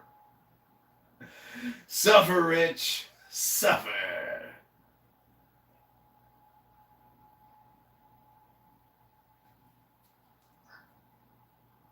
You remember that kid? That kid in elementary school who would come to class and his clothes were always ruffled and he looked unkempt and he had syrup and shit all over his cheeks and lips and his hair was always messed up. His parents. That's who Rich is. He's like that. He's like Dennis the Menace, basically. Do you think he's a fat thing though? I don't know. I'm trying to. Yeah. You think so? I know he's not lifting weights. He breathed at the very end when he said something. He's like, Really? He's breathing heavily? Oh shit. well, not heavily. He just has that like satisfaction grunt at the end where he's like, when he thinks he says something really clever, he'll end the sentence and he'll just go, Well, what do you think about Pepe's like vocal inflection, or I don't know what part of language or speech you consider it, but when he starts going,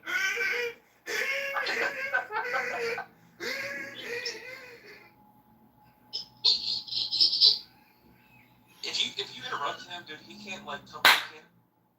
Takes him a little while to reload. I saw that. I saw that today. That was Kitover and him going at it. And You're like, God damn it, well. yeah, or whoever. Yeah, like all it takes is one little thing, it will set him off. It really does annoy him. It's pretty. He's like, holy fuck, I forgot what I was gonna say. Holy fuck! Holy fuck! Holy fuck! It's the funniest thing.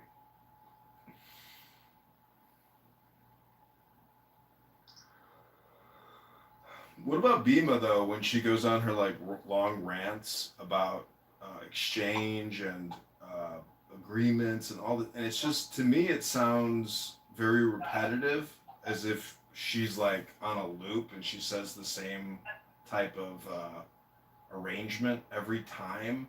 You know, that's why I value books and actual knowledge and information, and not people's useless, shorthanded opinions about, you know, society, about economy, about culture, about history, etc. It's the information transfer from my lips to your ears is such a small amount of megabytes. It can't possibly accurately describe something that's in the fucking terabytes. So this app is for Don't faggot have retards. So, do you think that people would act the same way in real life? Mm-hmm. I don't think so. Not all of this. Yeah. If you're a faggot retard on this, app, you're gonna be a faggot retard in life. That's You think so? that's the I'm mirror. serious. 100%. Do you think Rich is actually? Oh, there he is. He's coming. He might have to know the answer for himself, but. John, that's not what I said in the chat. I said tell Beaver that Beaver's not gonna let him fuck her, and play with her fat rolls and her muffin top. Not the muffin top. But she does have muffin top as well. How do you know? You've seen that? Why do you I've have seen to her put photo. Why do you have to put down poor Bima? She didn't realize there was an update. She posted a picture of her Yeah, but lips. why would you? Then when you clicked on it, it showed her entire body and her fat rolls and muffin top. Mean to you? Like, why would you? Oh yes. Really? She hurt your Yeah. sister? Yeah, chilling. Yeah. Wow, really? Yeah, she went off on Incan and I, because we said that all the pit bulls should be rounded up and murdered. Oh, I heard about that story. Yeah. And then Incan donated money to an anti-pit bull organization in Beaver's name. Is that a true story, that one? Yeah, I mean, I donated too. Yeah, it's amazing. Well, have you seen many videos of pit bull attacks and just how like you can't stop them and the owners are so stupid? I really hate watching videos of bad owners like falling on the ground, not stopping the dog from attacking. It's like I want to bash that person's head in with a bat and then bash the pit bull's head in, but I want to get the owner first because they're so fucking stupid and Beaver, why don't you invite Beaver on her? Yeah. I want to feed the owner to the dog. Why don't you interrupt? Yeah, like. There's a great video. I can send you one where the girl's like house sitting for a couple, college girl, and she goes over there and the thing fucking kills her and it's like eating her while the cop arrives. She's like fucked up. Yeah. So fucked up. I don't get it. I never heard her defense of that. I mean, I want to hear all that stuff for you. And they all say the same thing. Mine would never hurt anybody. This is sweet dog. Says every owner ever that's ever had a pit bull kill a kid. Can we change the title to maybe that attracts her? Be like, well, she'll know right away and she'll get pissed off. I'll do it. Maybe entrapment. Maybe I don't know, but there was why pit bulls are evil? Two toddlers. Like the family pets ate the two kids, the toddlers, and they really interested in one of the mother. Oh my God, let's invite Incan in. I want this debate right now. I want to know why people think that's okay. see, this is Put the title why pit bulls are evil. This is a perfect example of using pit bulls as a metaphor for crime in the African American community. Because we are not willing as a society to execute the tens of thousands of serial murderers in this country that can and probably will be released. And we need to bring back capital punishment in this country in the same way that we should kill a rabid pit bull.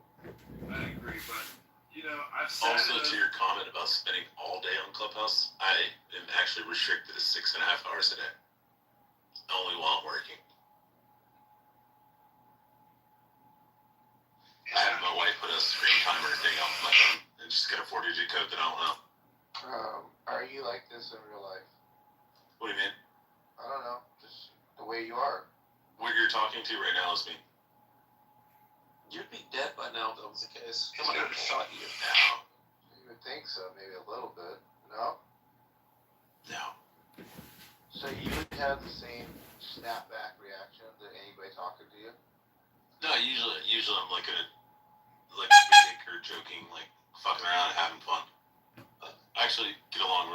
people.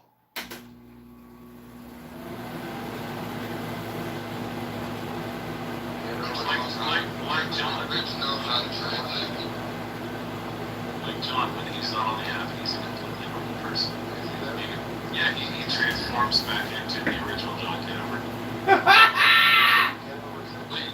Yes, I can show you. Like, if you bring in like a Palestinian supporter or somebody that's against the IRG or pro-IRGC or something, I can get John to snap out and go into the fucking original John Kitover.